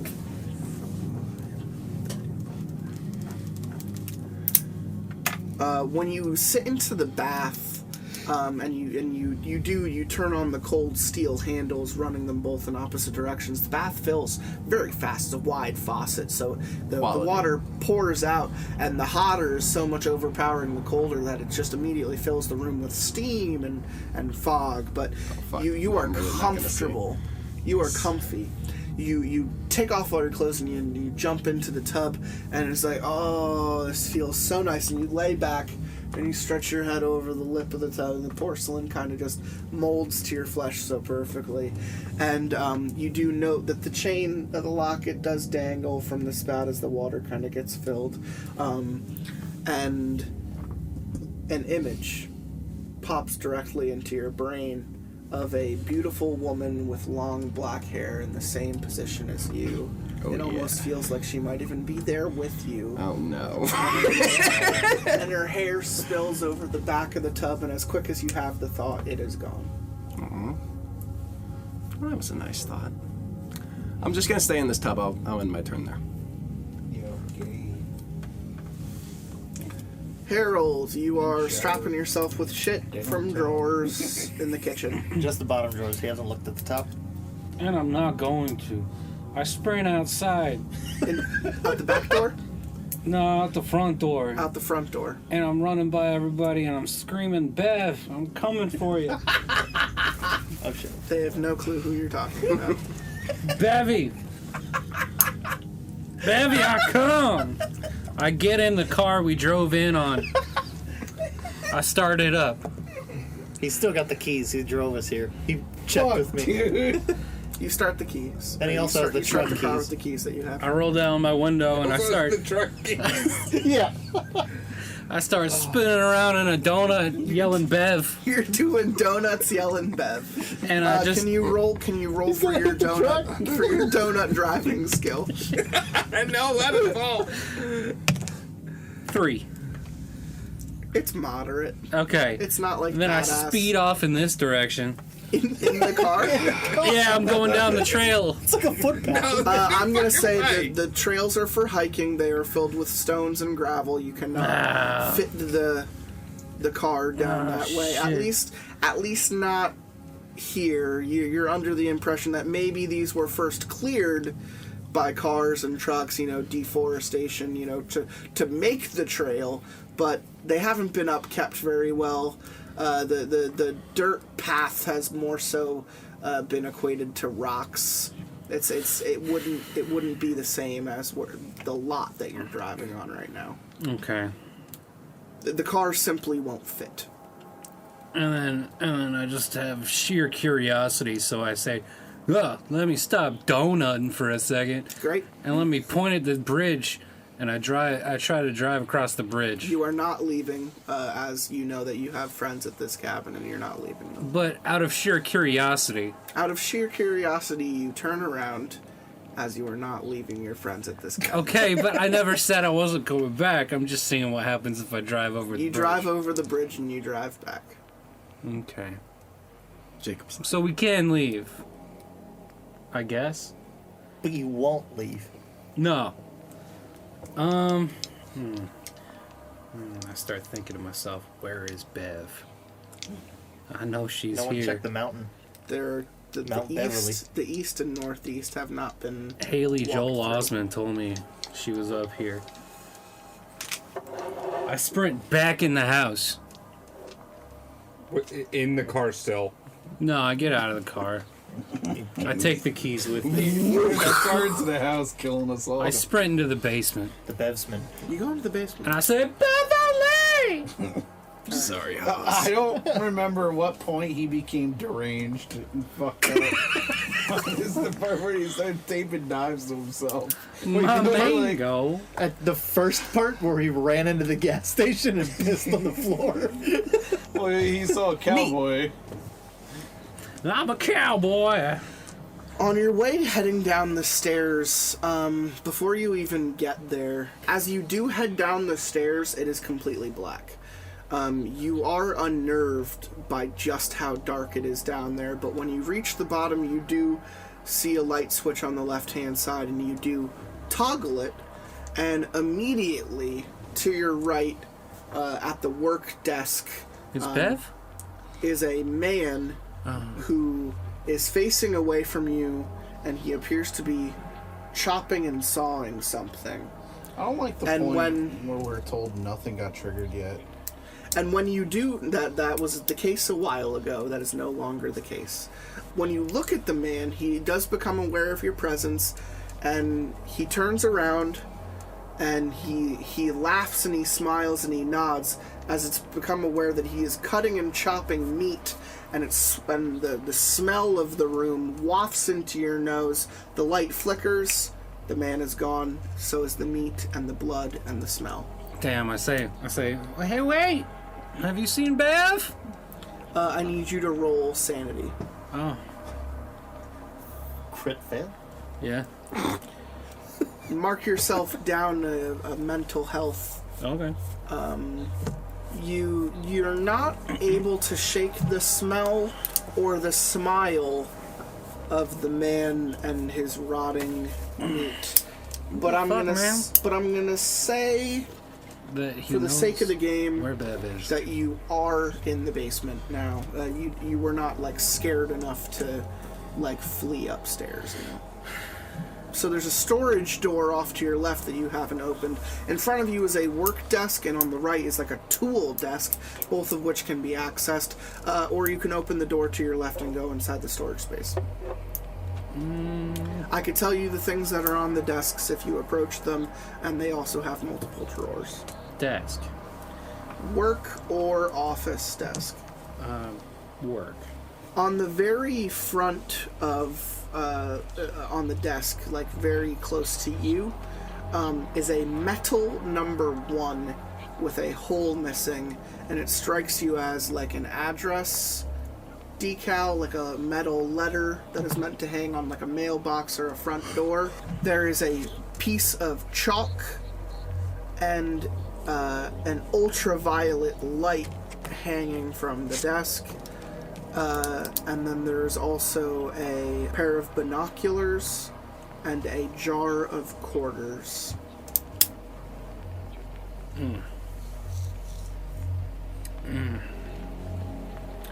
There are also multiple drawers should you try to open them. I close my eyes and dart my hand at a random drawer. Roll for me then, so that I can decide which one. 1. You go for the bottom drawer, the biggest one, it's locked. Oh. You do see that there's a little lock hole. I'm going to tell you it has the opportunity to be picked. I attempt to pick it with my knife hand. Roll. Okay. That doesn't sound possible. If he rolls a 6, I won't question it. 1. That's 3 in a row. I think it's time to hurt yourself. Maybe it's worse that he With your opened it. fucking knife hand. I'm gonna go ahead and say that you, because you critically failed, you have dislodged and chipped that blade completely to the point where it no longer has a point and would hurt anyone. So you need to strike that out of your inventory. Okay.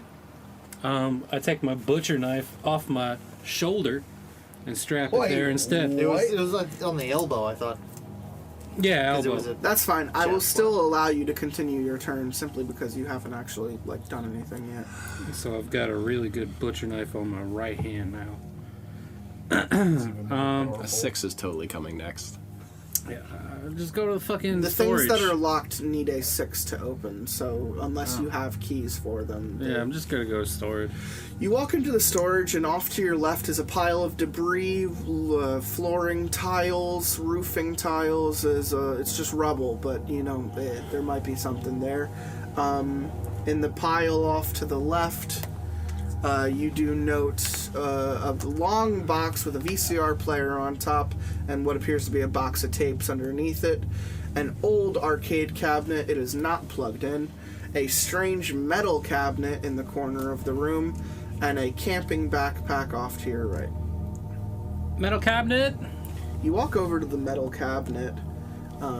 That kind of, let's just say it is waist, foot to waist length, so maybe a yard long, and it is completely locked, and on top of it is, strangely enough, a digital pad code, and you could tell that you have to input a 4-digit lock, and when you go and you run your hand on it, it just says access denied. I can tell you what the top of the crate says though. Okay. And I want you to draw a symbol down for me. Okay. You see this symbol on the crate.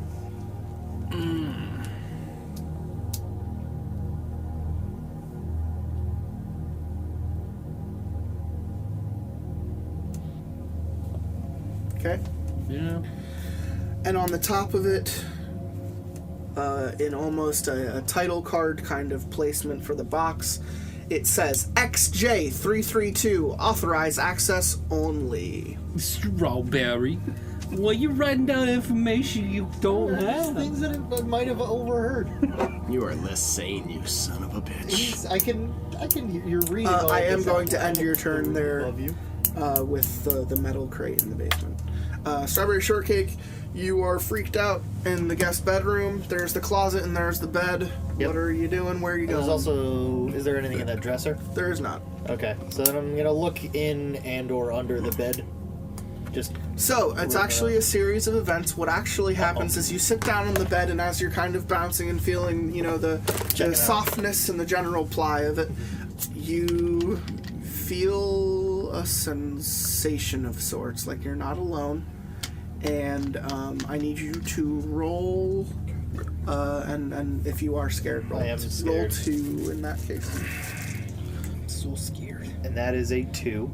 With this feeling, with this sensation, the bottom of your right foot tickles almost as something cold, wet, and slimy runs the length of your big toe all the way back to your heel and disappears. And my follow-up question is, do you check under the bed? Yeah. I'd stay, seated on the bed, but sort of look. I'm just asking from if you top. look. Yeah, I'm taking a look. Doesn't matter from what position. Yeah, I'm you looking. find nothing down there. I'd grant you a brave, but let's just put your scared back into the bag. Yeah. There is nothing there. You have no idea what cold, wet, and slimy thing ran past your foot. And I'm gonna do this once. I liked what you did. It doesn't carry over on the podcast. Ah, damn. That's fine. So, your turn continues. Okay, cool. Listen, that would be quick. Let me check it the would closet be then. you were spooked, but yeah. I'm going to give you more spooky opportunity. boy. Walk over to the closet, and I need you to roll a die for me. Oh, jeez. That's a 4.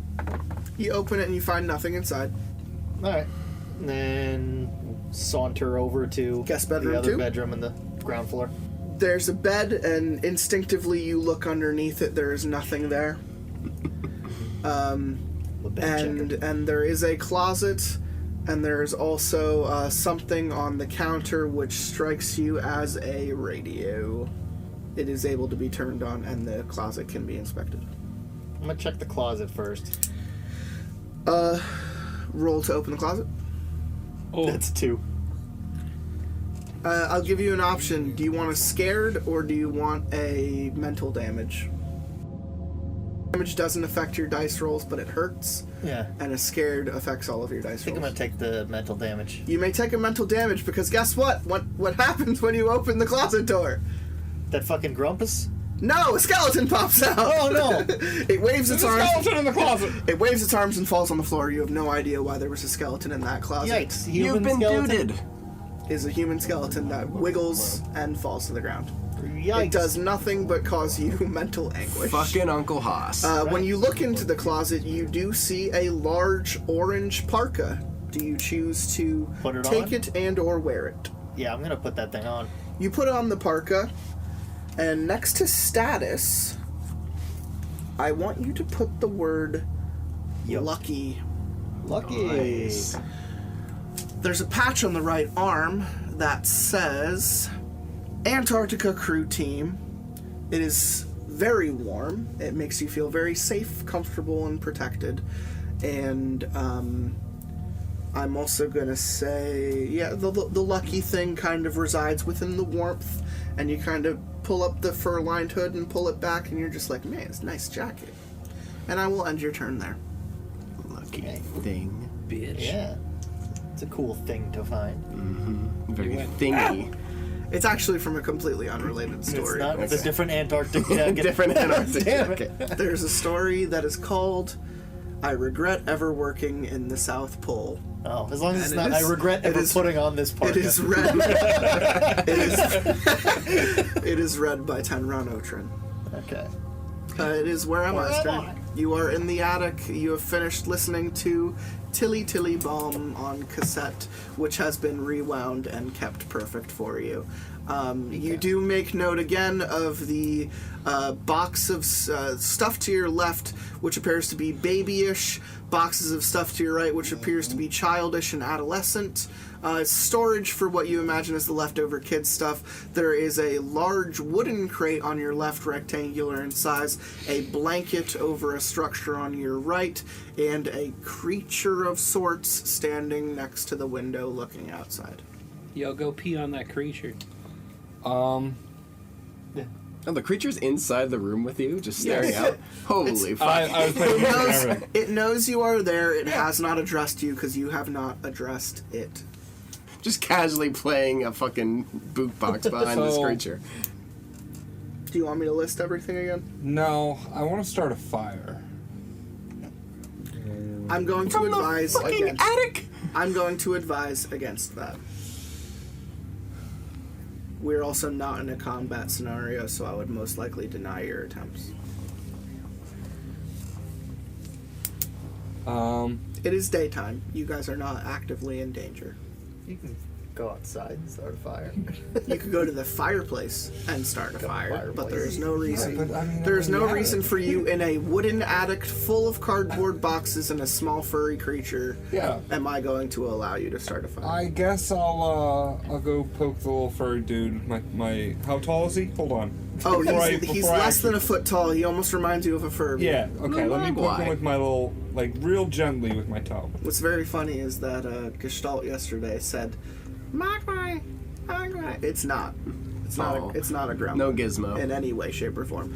As you get closer to it, it literally turns around and it goes, "Ah, where am I? Nice. You're right here. Nice to meet you. Pleasure's all mine." Oh, distinguished, and it nods its head as I am Mr. Widemouth. Kill it. And he introduces himself. Kill a fucking fire. And he says,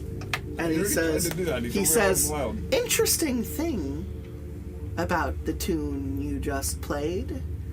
I can tell you about it if you like for, let's say, a drop of blood. Do it. Don't do it.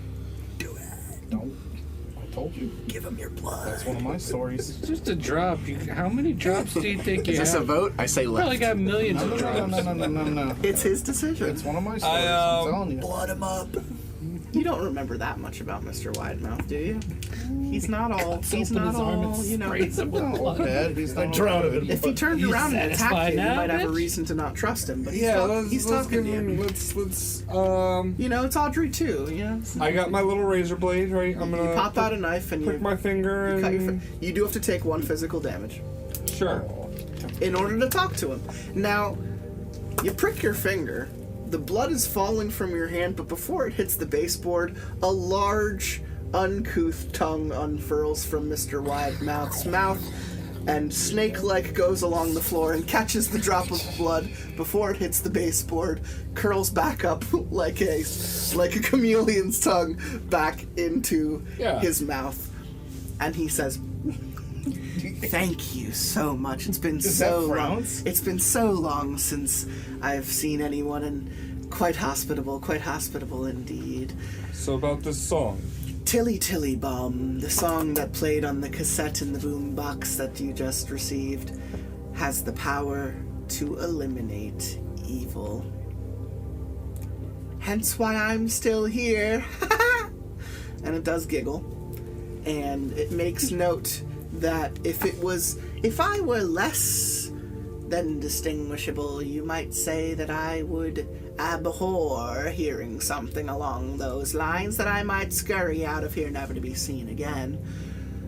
But this information I pass along to you gratefully, so use it wisely. Okay. Do you have any other questions?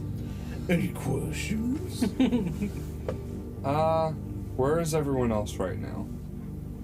I know for a fact that one of your friends is bathing in a tub and they are going to regret it very soon. There is someone in the basement trying to open a crate that cannot be opened. Oh, he's answering that for you. Okay, cool. There is someone in the basement that is opening up a crate that cannot be opened, but the clues, the keypad is available somewhere in this house. Ask you where Beverly is. There is someone who has just received a very nice present from the house, and they are currently wearing it. And then the last person has dialed the most hospitable of house owners, standing next to the phone in the living room.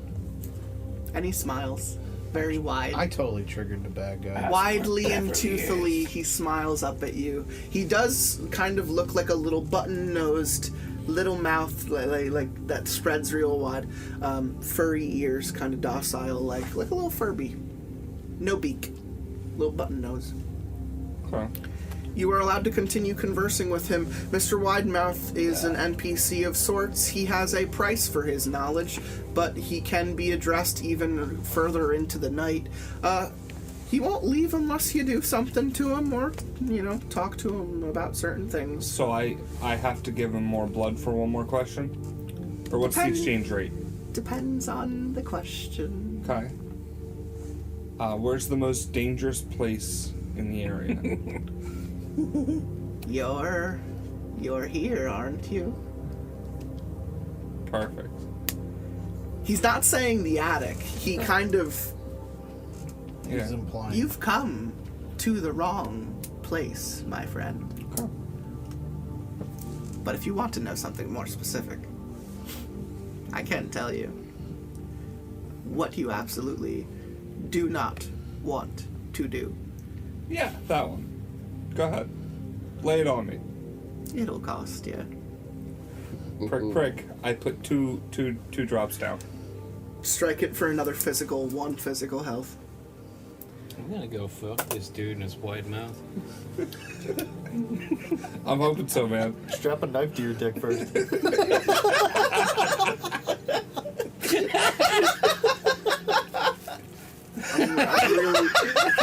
I'm really glad that is your first thought, and that's what you want to do right now.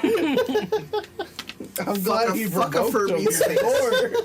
Well, I Furby's want to ask it where the fuck Beverly is, and then You have no face idea fuck it. it's up there or what it's doing, so I can't inherently let you go up to the attic and ask it questions right now. I'll get there. So That's for certain. you have to discover it organically. I'm not allowing you to go up there if you act like you know what's going on right now. Eventually, So I'll be up there, though. That's for sure. So he again catches your drop of blood on his tongue and furls it back into his mouth and says, "Something dark watches this house. Otherworldly and magnanimous. He comes and he goes from tree to tree, from person to person. He watches from the distance, ever slowly encroaching on his victims. Let me tell you to stay away from the smell in the north of the woods, and perhaps make note of specific symbols you may see among the trees, as they might be the only thing that can protect you from," and he leans forward, "him," and leans back. Oh. I'm gonna say your turn ends there, unless you want to ask him something else. I got what I needed. Because now you're gonna go there, aren't you? Oh yeah. You're a son of a bitch. Oh, Terry the Tickler, you just took a shit. You walked and you talked to Uncle Hoss on the phone. Yeah, so I'm in that area. You're in the living room. I call Uncle Hoss back up real quick. Oh my god. Oh, hey there, baby. What you doing out there and there's how things going? Hey, Uncle Hoss. Listen, any good pizza places nearby? No.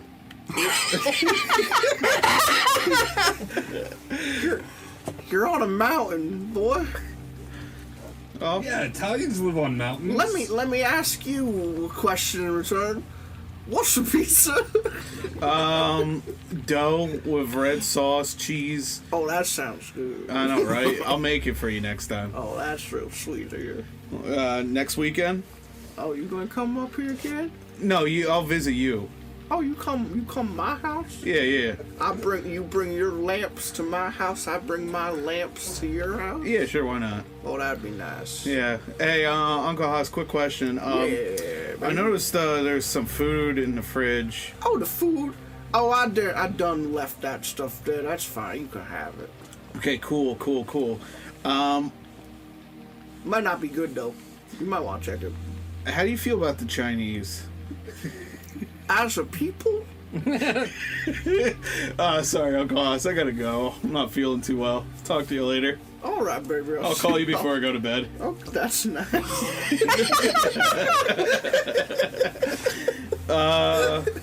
Yeah, I'll go check out the leftovers in the fridge. You go back to the fridge and you open it up. There is a chocolate milk bottle to your left and a takeout food container on your right. Check out the takeout food container. Let's see what we're working with. You want to look at it? In the metagaming sense, like I have a feeling what the chocolate milk leads to. So You would. In a metagaming sense, Sadly. exactly know what that is. Yeah, so you look at the my food avoidance. container. Do it. You look at the food container and you open it up, and it appears to be spaghetti and meatballs. Oh. And it smells delicious. You can tell it's fresh. How far does the smell travel throughout the It's house? only in the kitchen. About to run down the steps. It's only in the Maybe kitchen. fall a little bit. If anyone, strawberry shortcake is the only one who gets a very clean whiff of tomato sauce. Okay, cool. I get very Gollum-like, and I hold it and try to protect it. I'm going to tell you that you can either eat it right now or put it in your inventory because it is in a nice little container. Uncle Hoss doesn't know what fucking pizza is, but he's got He knows spaghetti and spaghetti meatballs. I'm gonna leave it in the fridge, but I'm gonna go lock the door. You're leaving it in the fridge. I don't like when you fuck with me like that. I'm asking you if you picked up the item, you saw it was spaghetti and meatballs, and you just go, oh, nice, you put it back in the fridge? No, I asked because you're wasting my time. You're just looking at things, you don't do anything. It's not my food. Also, Fine, by the way, I'll there's put a- it in my inventory. There's a little gap Add between spaghetti the and fridge the wall. meatballs to your inventory. Yeah, my boy. You could strangle somebody with. I'm going I'm gonna to. have the spaghetti and meatballs. As you close the fridge, you do make note of the gap in between the wall and the fridge, and you also notice that there's a cabinet that hasn't been opened on your left. Pointing out that gap. And there's also a back door with a window behind you. Yeah, I'm good on the back door. Oh, look at the cabinet. You're going to the cabinet. Yeah, why not? Okay, this one is very particular. Oh, no. You open the cabinet, and when you first look inside, dust, cobwebs, completely empty. Strange, because the cabinet is probably 2 feet tall. Doesn't make any fucking sense. There's not even a fucking shelving unit in there. So, when I tell you that you open it, and you don't see anything in there. Your hand is still on the handle and you close it. But for the life of you, as you hold on to that handle, maybe it's the warmth of your hand or just something, a tingle, a sensation that goes throughout your body. But you're thinking in your head, what do you wish was in this cabinet? You want to know? What do you wish was in this cabinet? Hot dogs. I'm asking you. No one else talk. No one else make any suggestions. You're not there. Beverly. I'm asking a thing that can no person would be inside this cabinet. 9mm. A 9mm gun? Yeah. Map to Beverly. Don't you regret not checking his cabinet now? So, let me look up a 9mm real quick. Glock.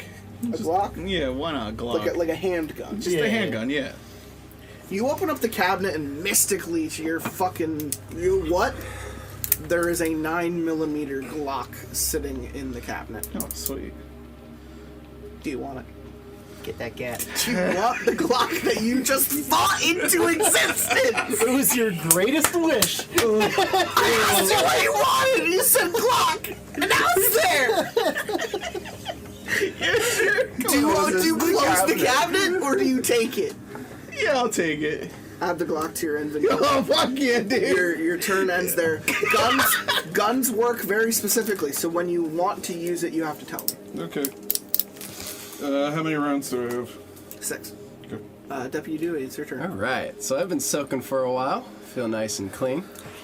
And I look at that. That's the word for it. Men don't take baths. I look they at that. take showers. What is it again? It's like a bracelet. There's a locket Locket. hanging from the faucet. What does it look Shove like? it up your ass. Silver. Silver. And Okay. it can be opened. Okay. So I look at it and I go, Danger is my middle name. Right in there. And I say, well, this is for you, Mike. And I stand up, hang that dong, and I look at my shovel.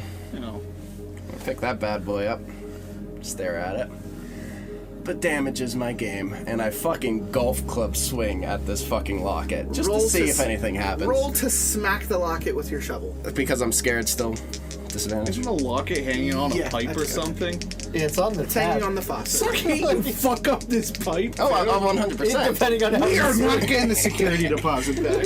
Somebody broke a window earlier. The funniest thing about that statement is Django said the entire thing yesterday as multiple people are like breaking things, ripping cords out of walls. We are not getting the security deposit back. 2. I did A that 2. In college, I really gotta stop being scared. This we is still got killing our me. security deposit. You smack the locket and it does go flying off of the faucet, but it bangs against the wall, hits the floor, and opens. And you do make out and see the picture of a beautiful woman with long black hair. She strikes you as Japanese. Okay. And on the left-hand side, 2 Japanese characters that have been carved ornamentally into the left-hand side. You, as Deputy Dewey, do not speak Japanese, but the woman does strike you as a looker. Nice. Alright, well, because of that, I put back on my And she clothes. also matches the image that That I came had. into your head of the beautiful naked woman soaking in the tub. Makes sense. I'll put on my clothes, put on my backpack. As you get out of the tub, you are hit with a wave of sleepiness. Oh no. You done feel tired after your nice old warm bath. You feel cuddly. I'm gonna ask that you write down status. Sleepy. Tired. Oh, it's a sleepy boy. Or sleepy. I'll take either. Okay. You may do your turn. I'm gonna pick it up, fuck it. Go all in. Pick up the locket? Yeah. You pick up the locket, add it to your inventory. Okay. You walk into the main bedroom, you do see the big bed, the bell on the counter, the closet, and the painting of a woman on your right. I'm gonna look at the painting just to see if it looks like my locket lady. When you look at the painting, you immediately realize that it is the same woman from the locket. Hey! But her stare is far colder, and she also appears as much older. It is hand-painted, and the brushwork, the oil work is fantastic. It's so real, so vivid.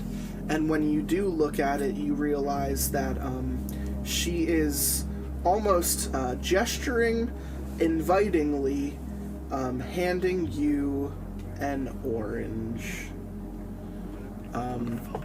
Now, I'm going to ask a question, which, when it runs past your brain, doesn't seem very reasonable. But do you reach out your hand and try to accept the orange? I use the locket, and I reach out with the locket to attempt to trade. You know what? Django tried to do the same fucking thing, except he described it as Indiana Jonesing. Oh, no, I'm straight up giving it to her, because I feel like it's her property, or somebody that she cares about property. So let's say you go first. The locket hits the painting and falls onto the floor. There's no transaction involved. Okay. But when you go to receive the orange, I do want you to put down orange in your inventory, because otherworldly like, it pops out of the painting. The woman's hand is now empty, and a smile stretches across her face. Okay. It's weird. Bless you. It is a weird smile because her eyes remain apathetic. I just keep fucking up more and more. But the smile does come across. Oh boy. It's like smiling without your eyes. Well, I might as well pick that locket back up since she refused it. You can add it back to your inventory. Okay, and I am sleepy, and there is a bed there. You tell me. I'm not going to make you go to bed. No. I'm going to go to bed. Did you add the orange to your inventory? Yeah, I have the orange, and I have the locket. You climb into the bed all cold, all warm and snuggly like, and you get into those multiple ply Egyptian cotton I'm having linens. a great vacation. This is the most luxurious bed in the house, and you fucking recognize it, and you are very much so a fan of it. It feels like you're sleeping on cloud 9, buddy. And you do come to a slumber past turns to Harold Heavy Hands. I'll leave up here. I'll go to the living room and start looking around. Are you physically sitting down on the couch in the living room? No. I have to ask. Oh. I have to ask. In the living room, there is an old TV, a fireplace that looks like it hasn't been used in forever, the love seat couch, which I just asked if you were going to sit on, or the lazy boy, and the big old window that does point out front. I say, I hear rustling around in the kitchen. Terry rustling around. I say, hey Terry, what you doing in here? Fuck off! All right. That's a genuine reaction. Hot take. Okay, I'm going right back. As he cocks the gun in his hand. Fuck off! Red beams coming out of my eyes as I look at you. Nani? I guess I don't know, but I don't think anybody's been here before. You walk up the stairs and you do go to open the door that was slammed. Who was the first one up the stairs? Was that... Where am I? Where am I? Yeah. So you don't know why this door was slammed, but when you open it, you don't recognize anything that was off about it. This room does look like an office. Right in front of you is a shelf adorned with many books, a ship in a bottle, a couple rolls of tapestries, scrolls-looking things. Off to the right is a wet bar with a one single bottle because the rest are all empty. The bed off to your right. To the left, there is also a closet and a work desk where a computer adorns the top, and there are multiple desk drawers as well. The computer can be accessed for more stuff, as can the library for the multiple books and stuff. Oh, all right. So I wander across the room, and I'm like crying because the books are reminding me of Bev, and I grab. They should. Because when you look at the bookcase, you see various Stephen King novels. Oh, shit. And I grab... You said it's a ship in a bottle? There is a ship in a bottle on the library shelf. I grab it, and out of my frustration, I throw it against the wall, smashing it to pieces. Well, you're interacting with it first. When you pick it up, something happens, and I will dictate whether or not you will then smash it. Leave me alone in my grief. I feel like there's so much backstory to your Bev that wasn't explained well enough yet. Why don't you pick up it? When you look at the ship in the bottle, upon closer inspection, it's marked as the USS Eldridge. It looks incredibly real, almost made out of metal and warped in certain places. The water inside is also real, and it slooshes around in the bottle. Weirdly enough, the ship looks like it looks odd, to say the least, and there are let's just say what look like tiny people running all across the top deck and the bottom parts of it as well. You notice things moving around. It might be a trick of the eye. This might be a very complex looking bottle, but to your notion, it does strike you as otherworldly, and I do need you to roll mental on the table. Oh, you went from a 6 to a 1, boy. I need you to take 1 mental damage as it strikes you as otherworldly in a deeply unsettling way, and then you hurl it across the room and break the bottle with sending water and the boat crumbling to pieces. In the background, you hear... I laugh like that. And you think nothing more of it. Okay. You are still in the room. I go over to the bookcase. What are the books? Looking on the bookcase, there is very specifically a book in Japanese characters with translation underneath it that says Mythology, Spirits, and Lore. There is a tattered diary of sorts, a loose collection of papers that look strung together by hand with string, various Stephen King novels that you can look at, and a book, oddly enough, marked Rituals and Recipes. One of the Stephen King novels. So you look at the Stephen King novels and you smile because it reminds you of your dear sweet Bev. And where is she? And I need to ask you, at this moment, what's your favorite Stephen King book? Don't say the obvious one. It, because it has Bev.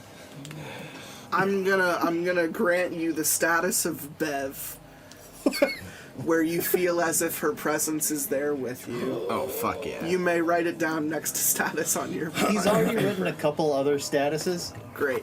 One of them, well, I believe I remember them. Yes, high octane, high and dry, hyped up, and highly anticipated. January embers. Now I want you to put Bev. Now also Bev. Status of Bev. January embers. And also Bev. and because you actually named a Stephen King book and you're not a poser, you may give yourself a brave token. Oh! Horror fiction, huh? Fun stuff. Haha. And then we pass turns over to Strawberry Shortcake. I'm brave. I'm Brev. Can you put that as a status? I'm gonna turn on the radio in the room, man. Nice. Mexican radio. I'm gonna give you some options. Turn it on and dial it up. Turn it on, dial it down. Like volume wise or like seeking? Frequency. Hey Terry, what are you doing there? Alright. Yeah, I'll start scrolling upwards. And I'm checking FM first. Okay, this is a fun one. Foom. Yes, frequency Fing, modulated. fing, foom. I'm not sure if you know this song. Boom! Very specific song starts to play. Just another manic Monday. I wish it was Sunday. No, it's this very specific place. That's the name I do. Oh, dude, fuck yeah. You should know this song. Very familiar. It's a Erasure. Oh, is it the unicorn one? Yeah. Yeah. Always I want to be with you.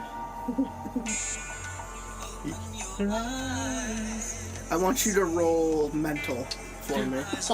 Are you scared or anything? No, I fucking love this song. Then roll. I didn't recognize it, but the... Oh! 6. Grant yourself a brave. Brave. This is the brave sack. I'll get you the brave sack. You notice with the song and how it makes you feel. You notice immediately outside the window next to the radio, a tree is rhythmically scratch, scratch, scratch, scratch, scratch with the music that's playing. Just vibing. So I want to ask you, do you open the window? Yeah. When you open the window, I need you to physical check. Is it just one, or do I get an extra one because I'm brave? Or does it, like, do I You can cash out choose a to brave? use brave. Does it, like, use up that brave token then? It does. Then I'm gonna not. No. It's a 4. The tree almost inhumanly goes to grab you, and you are reminded of the lyrics, I always want to be with you, be with you, be with you. It repeats in your head as the tree tries to grab you through the window. Like all poltergeisty. You do kind of finagle out of its grasp and close the window again. It does not grapple you. You did beat it on the strength check. I will allow you to continue your turn. To a tree with you. On tree, whole tree. I'm gonna go out in the living room, sit on the couch. When you sit on the couch, the phone starts to ring. Yeah, you pissed I off answer Uncle it. Huss, I'm coming for you. I scoot over to the phone side of the couch. And I'll lift up the receiver. When you pick up the phone, and it's funny that you did this because you also did the skeleton pops out. Oh no! This should be me. All these skelly boys. But I've got my lucky parka. You do have a lucky parka. Strawberry skeleton shortcake. I want to be with you. Oh, you hear a voice crackle through the static on the phone. It says, "What are you doing with my daughter?" Bev? Who's your daughter? What's your answer? Who's your daughter? The correct answer is, How you mean? my dad is dead. Then who was phone? You hear screech through the other receiver, and the line disconnects. Alright. And then I just put the phone down then. Can you roll mental for me? That's a normal conversation. That's a 1. Give him a scared. Unless he wants to use his brave to negate it. Balance it out. Brave. You refuse to become scared. How do I lose? Whatever the fuck that was. Hang up. Who was phone? I will end your turn there. Where am I? You're in the attic. You're talking to Mr. Widemouth. He tells you what to avoid. You don't take his advice. There is a bunch of stuff in the boxes. I didn't ask him what to avoid. I asked him what the most dangerous thing was. Correct. So you do see the wooden box on your right, the boxes of kid stuff to your left and right, the thing with the tarp on it, and Mr. Widemouth behind you. Are you staying in the attic or are you leaving? I'm grabbing the boombox and I'm heading down. You grab the boombox and you do head down. You are standing in the blue carpet hallway of the upstairs. I'm heading down. You see Harold Heavy Hands on your right in the office. Oh, actually, And you hear a snoring coming from from the master bedroom as you notice a naked Deputy Dewey. I put my clothes back on. Okay, Yeah. you put your clothes back on. Cuddled in bed, snoring in a deep sleep. Japanese girl, Japanese girl. I'm gonna yell real loud because I'm What the assuming, fuck's an orange for? based on the positioning of the stairs, that pretty much everyone can hear me. Terry the Tickler may not be able to, but I'm assuming that I'm with earshot of them I'd yelling. say you're in earshot of everyone. So I'm going to Even us, belt or out no? that there's a being trading blood for answers upstairs. How does everyone else receive that? Shut the fuck up! I say what Sleeping. you just left. I say neat. And Strawberry Shortcake, what was your response? K. And With what's a your thumbs response, up. Harold? I said, but you just left the attic. So he says you're the thing that's asking. I have my answers. No, he says you're taking blood from people. All right, you continue on your path. And then I'm headed outside. Down the stairs, out the front door. Front door or back door? Nobody has I was gonna touched go the down back. the front door, out the front door. Then you're back out, looking at the car, the bridge, the shed, the doghouse, and the old busted ass truck. And by the way, I North. locked the car. Well, then you should Walking have. around. Then you should have outside. just gone out the back door. Yeah, but I didn't want to go out the back door. All right, well, He knocked on the back door once. other way. Nothing. Trail Oh, my connected bad. trail. You're good. So you do head past the doghouse along the right hand side of the house. Where's You know, that you see the guest bedroom windows on your left and right. You can make out You do that. Strawberry Shortcake just chilling on the couch, and you could see through the bathroom or the second guest window that maybe Terry the Tickler is still in the kitchen playing with a gun. And you walk back, Now I'm in this and path. you are in the fork of the trail. There's something black in the woods in front of you. There is a gaggle of fairies to the rest in the middle of the trail. So there's something that smells real bad off to your right. Go that and then way. there's a gaggle of fairies coming from that direction. And as you get closer to the fairies, as you're walking along the path, they are going kind of beckoning you forward, and they're tiny little sexy naked women, and they got their wings flapping and they're dancing and they're doing like a parade, and they're like they don't talk, but they're kind of beckoning you. Are they what smells bad? Nope. Then I don't give a shit. I think it's this thing, right? Is Yes. Is that then I'm gonna continue You jump going. through the brush towards what the smells smell, and the first thing that hits you there are flies fucking everywhere. So I need you to roll. What are the flies fucking each Roll other? mental and roll physical, and let me know if you're using braves for either. Yeah, fuck it. Let's go.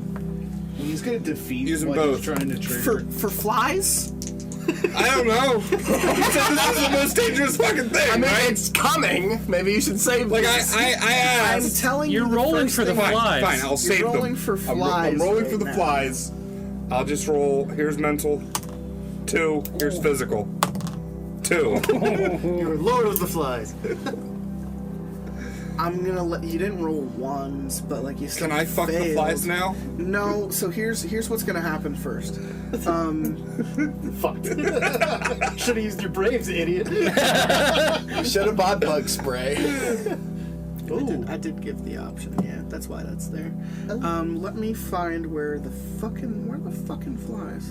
These flies keep fucking, man. Like, no matter what you do, they won't stop fucking. We're out here fucking. Oh, okay. And Yeah, so fucking. when you get closer to the smell of death, you do realize that it is a carcass of some creature, completely covered in flies. And as you get closer to the flies, they're just fucking consuming this thing. You've never seen flies so fat. It's a lot like the bees that Strawberry Shortcake witnessed.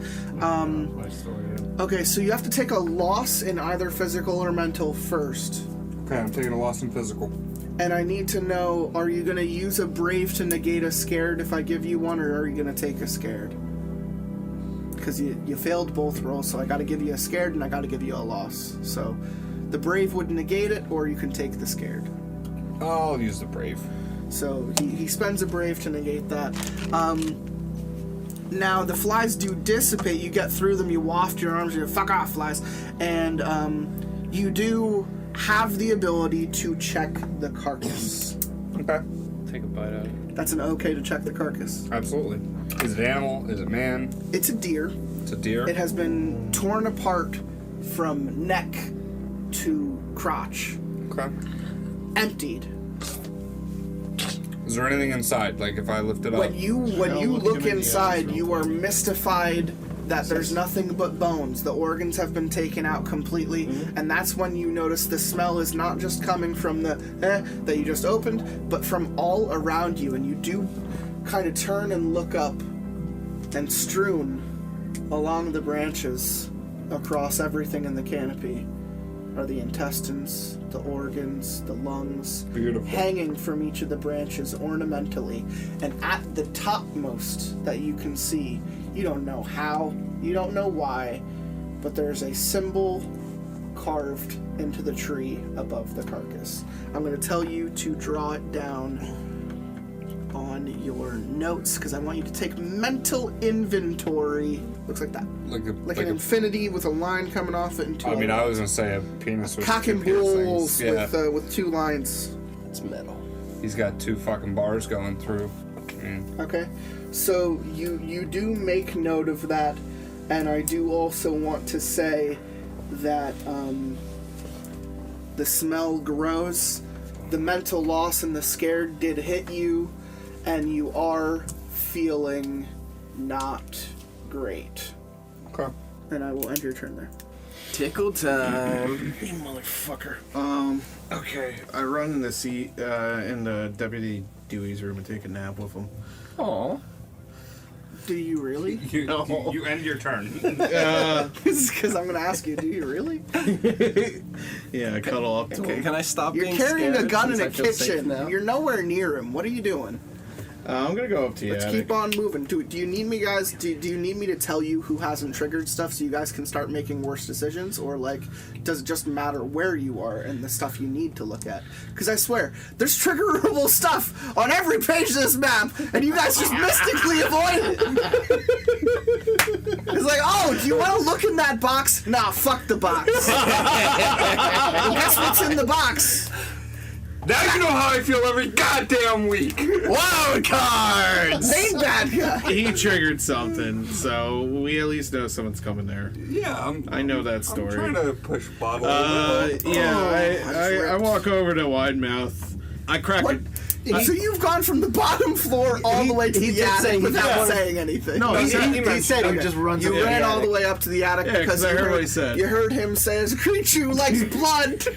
Run up. I have run some up, of that. and upon looking at you, with you in particular, he smiles much wider, and he goes, "Terry, tickled to see you." Hey. Would he accept a kiss? Sure. So I pull out the Glock and I hold it against his head. And He looks at the Glock, he looks at you, and he goes, much like John Cena, "Are you sure about that?" No, I tell him, like, this is good for both of us, because he's going to get a kiss out of it. I don't trust him. Oh, you're threatening me. No, I'm not threatening you. I'm just protecting myself. Give me a kiss. Oh, how can I say no to that? Nah, I'm here to ask a question. I know. Yeah, hey, so, point of physical. My TPA reports that I filed last week have not gone back to me, so I'm curious, is the intern fucking my wife? No, it's the printer. No, can Uncle Haas be trusted?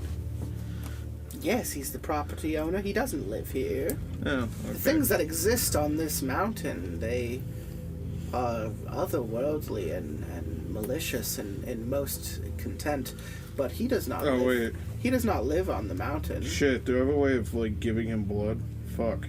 I don't have Oh, you're anything fine. to show. I have nails on me anyways. You're fine. I would say that he would even produce something, you know, as you tell me. Oh, yeah, he has knives and shit.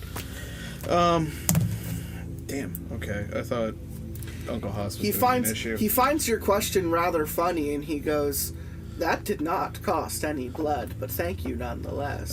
If you want to ask a more inquisitive question, I shall grant you another."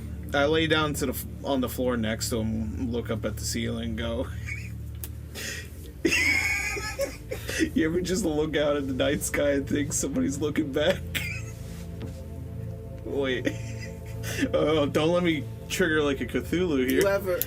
And he answers your question with another question. He says, you ever hear anything when it looks back and answers you? Oh, no. Just kind of get up really quick, shudder a little bit like, I like you. Pat him on the head. He accepts it, but he's still offering to give you another question. He did nothing. You offer offered him blood before he even demanded it of you. So you took a physical hit for nothing. I offer him a quick fist bump. He takes a tiny paw, jumps, and hits it. I point at him. I tell him, you, me, we're going places after this. Where? I don't know, buddy cop film. Oh. In the sequel. He nods, crossing his fingers. Are you really not going to ask him anything else? He's allowing you right now to ask him something. Okay, well, see, the shame is you told us you'd tell us who triggered stuff, and so I was actually going to ask him who triggered stuff. Oh, many unfortunate things happen on this mountain, but I live time and time again to witness mistakes made over and over. In the basement, you found yourself with a metal box. You should be lucky that you could not open it. Maybe don't try to. Okay.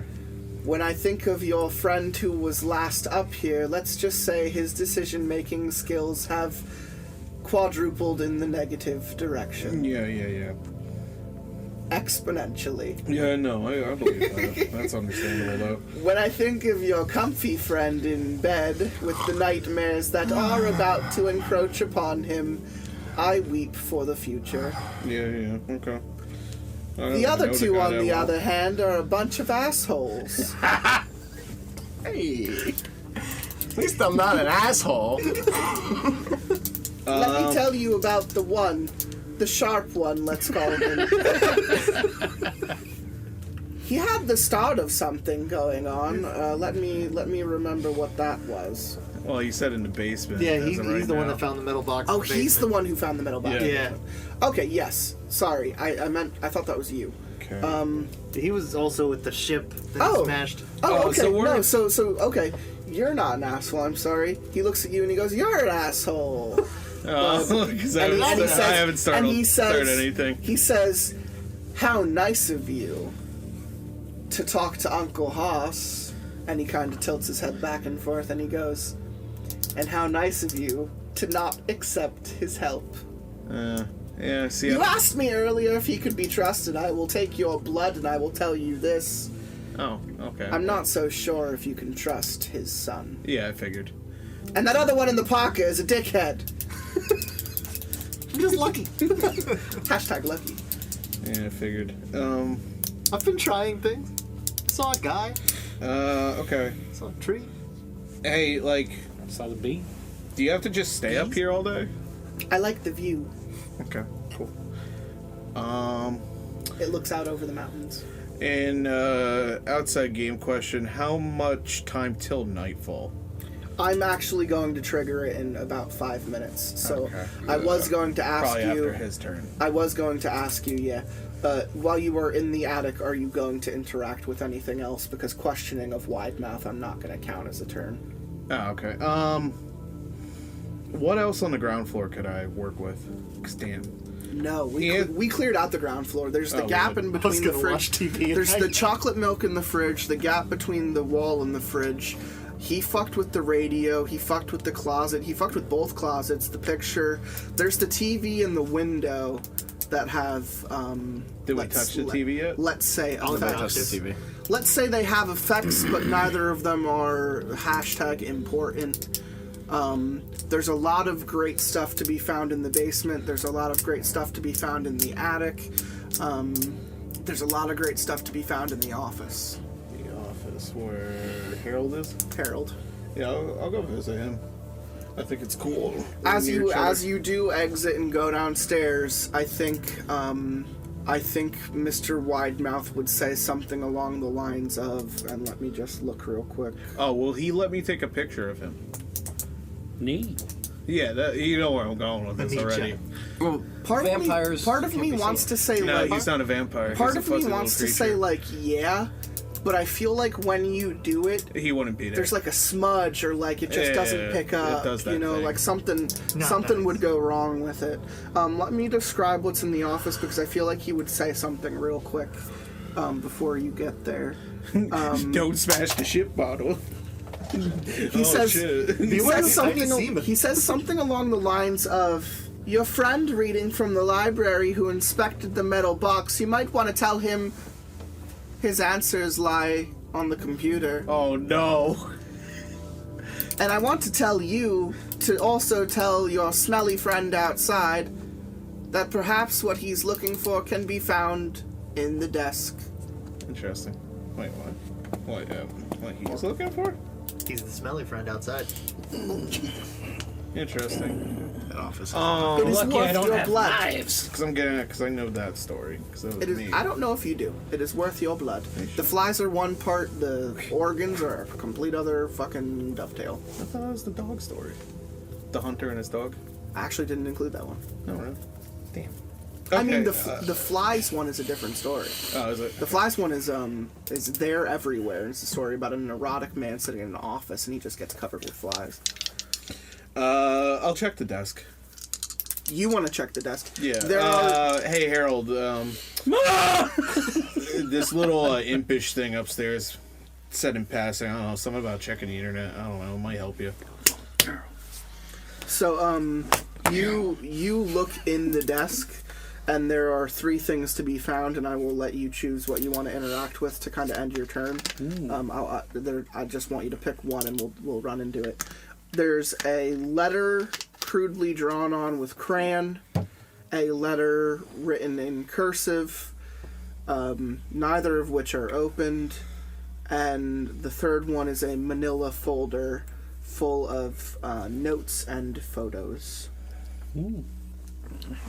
Yo, what's on the cursive note? See, I don't trust the crayon one, so I'll do the cursive note.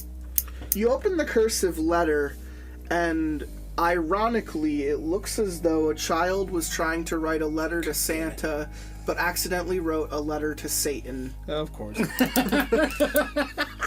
I'm trying my hardest. He's trying to not avoid all trigger the children shit. What I'm going to tell you is there's nothing inherently evil about this letter. It's just that the child who wrote it incorrectly spelled Santa. I'm going to. Oh, I don't. Wait, I think I'm I know going the to give story. you a list of things that the kid asked for Christmas, and you're going to tell me what you are most channeled towards. Hopefully a Glock is on there. Yeah. A bicycle, a Game Boy, a teddy bear, Legos, or a Barbie doll. Yeah, Game Boy, baby. Yeah. You are not in tune with your childhood memories. Wait, what the you fuck? gain nothing. Oh. Based upon the story, there's one answer, and that is incorrect. So you put the letter back down on the table. You gain nothing. The end of your turn. And let's just say this to round out part one, because we've been going far too long with part one. I expected this. Oh God, you guys are wild. So you I'm trying have to push the plot, man. Oh no, you have. Oh yeah. Exponentially. I don't awake from my You are little nappy having boy. a nightmare. Oh no. In your nightmare, almost childlike, you hear chanting in the background and a clapping of hands in the motion of... And it says this. Daruma-san fell down. Daruma-san fell down. Okay. Daruma-san fell down. Daruma-san fell down. And it gets louder and louder until it's fucking amazing in your ears. Country roads, go birds! Right? Yeah. So They all as fell the chanting, down. as Daruma-san fell down gets chanted louder and louder, you see the woman, the beautiful, elegant, naked. Oh, now she's naked. Get up out of the bath. I have an God. aside to ask you, then. She gets up out of the bath, and she does A backflip. she does kind of shake herself dry. She puts on her robe, But with the wetness of her body and the porcelain tub and the coldness of the floor, she slips. Oh no, she fell down. The room is on. When she falls, her head hits the corner of the porcelain bathtub, and her body twists and falls into the water that is draining out of the tub. The way she hits it cracks the faucet in a certain way that the water continues falling over her unconscious face and body. And next thing you know, the Rumasan she is dead. Her body is full of water and the blood spilling and coagulating with the water, creating a pinkish, reddish tone as it spills over the porcelain edges and down the drain in the middle of the bathtub. And it's very vivid to you. Very vivid, to the point where you feel as though you're there and you're looking down on Daruma-san, and as you get closer to her, her eyes open. Do I awake from that? And you awake from your nightmare in a cold sweat, but your turn ends nonetheless. That had nothing to do with an orange. Nope. The orange is an item in your inventory. We are going to end part 1 there, and I will tell you, statistically speaking, one of you has triggered 2 things. One of you is on the way to triggering something. One of you definitely triggered something. That's me. And one of you is playing relatively support-based. It's. I don't think I've seen anything supernatural really yet. Oh no, you definitely. There is like the skeleton and the there tree is and not stuff, a single line underneath any of your numbers. Yeah, none of my things were like, wow, I think there's a ghost. One here. line like, is "That's for weird," maybe, but, like, maybe this gets triggered, but you didn't follow it through. I mean, Well, 2 lines are you definitely triggered something. Oh, me? No, I'm saying you don't have a single line. Yeah, because I like ran through because I just wanted to like soothe my bee wounds, so I just ran by that. I really owl. gotta pee, so let's Yeah, I go gotta around the pee, too. table real quick with people's feelings and intentions for Act 2 as the sun does set on your cabin and where you are right now. Most of you are inside, so that's good for you guys, but it is falling tonight relatively quick. Yeah. Harold Heavy Hands, how do you feel? What are you doing? Well, my next goal is to find an empty carcass for the soul of Bev that I have with me to go into. I said you have a status, of Bev, which means you feel her with you. She will not and will never take physical form in this campaign. I will eject her from me into something else. It will kill you in the process, and none of what you're looking to do will be succeeded. Okay, then I have Let's one pass goal. to Strawberry Shortcake. And it's How to you feeling? fuck wide mouth in the mouth. How are you doing? What are you doing? The next step, because I've just been sort of casually wandering around. You are support class. Yeah, I was gonna watch TV, but you said that doesn't do anything either, so I might. Oh no. Watching TV it'll do certainly something, has but an effect. Oh, okay. I thought you said it wasn't like a big Multiple trigger. things. It's not a big trigger, but Yeah. multiple things could be witnessed. All right. Well, You then need I to just like run around the room and just touch everything. I'm probably still just gonna sit there and watch TV. I mean, because like everyone else is triggering stuff, I can get wrapped up in theirs. Let's see if you do that when night falls, because turning on the TV at night is different than turning it on during the day. Well, it's gonna happen. Where am I? We know what you're doing, bud. Do you know who you're doing? I don't know what I'm doing. Do you know what's going on? No idea. Because Yeah, it's there's gonna a get black fun. obelisk out there too. Go over there. Because let me tell you, it's gonna get fun. And how do you feel about the campaign so far? There hasn't been enough fire. There hasn't been. You're right. You did try setting the attic on fire. I'm ready to set something on fire. I'm sorry for declining. That's that. okay. Some will get caught Time on fire. tickler. It might be this carcass. I'm kind of hungry. You talk to. I have snacks for everyone. You talk to one of your best friends, but you also have been playing relatively support case yourself. You also haven't triggered anything, but you're very close to. Wait, really? Yeah. I didn't trigger Uncle Haas?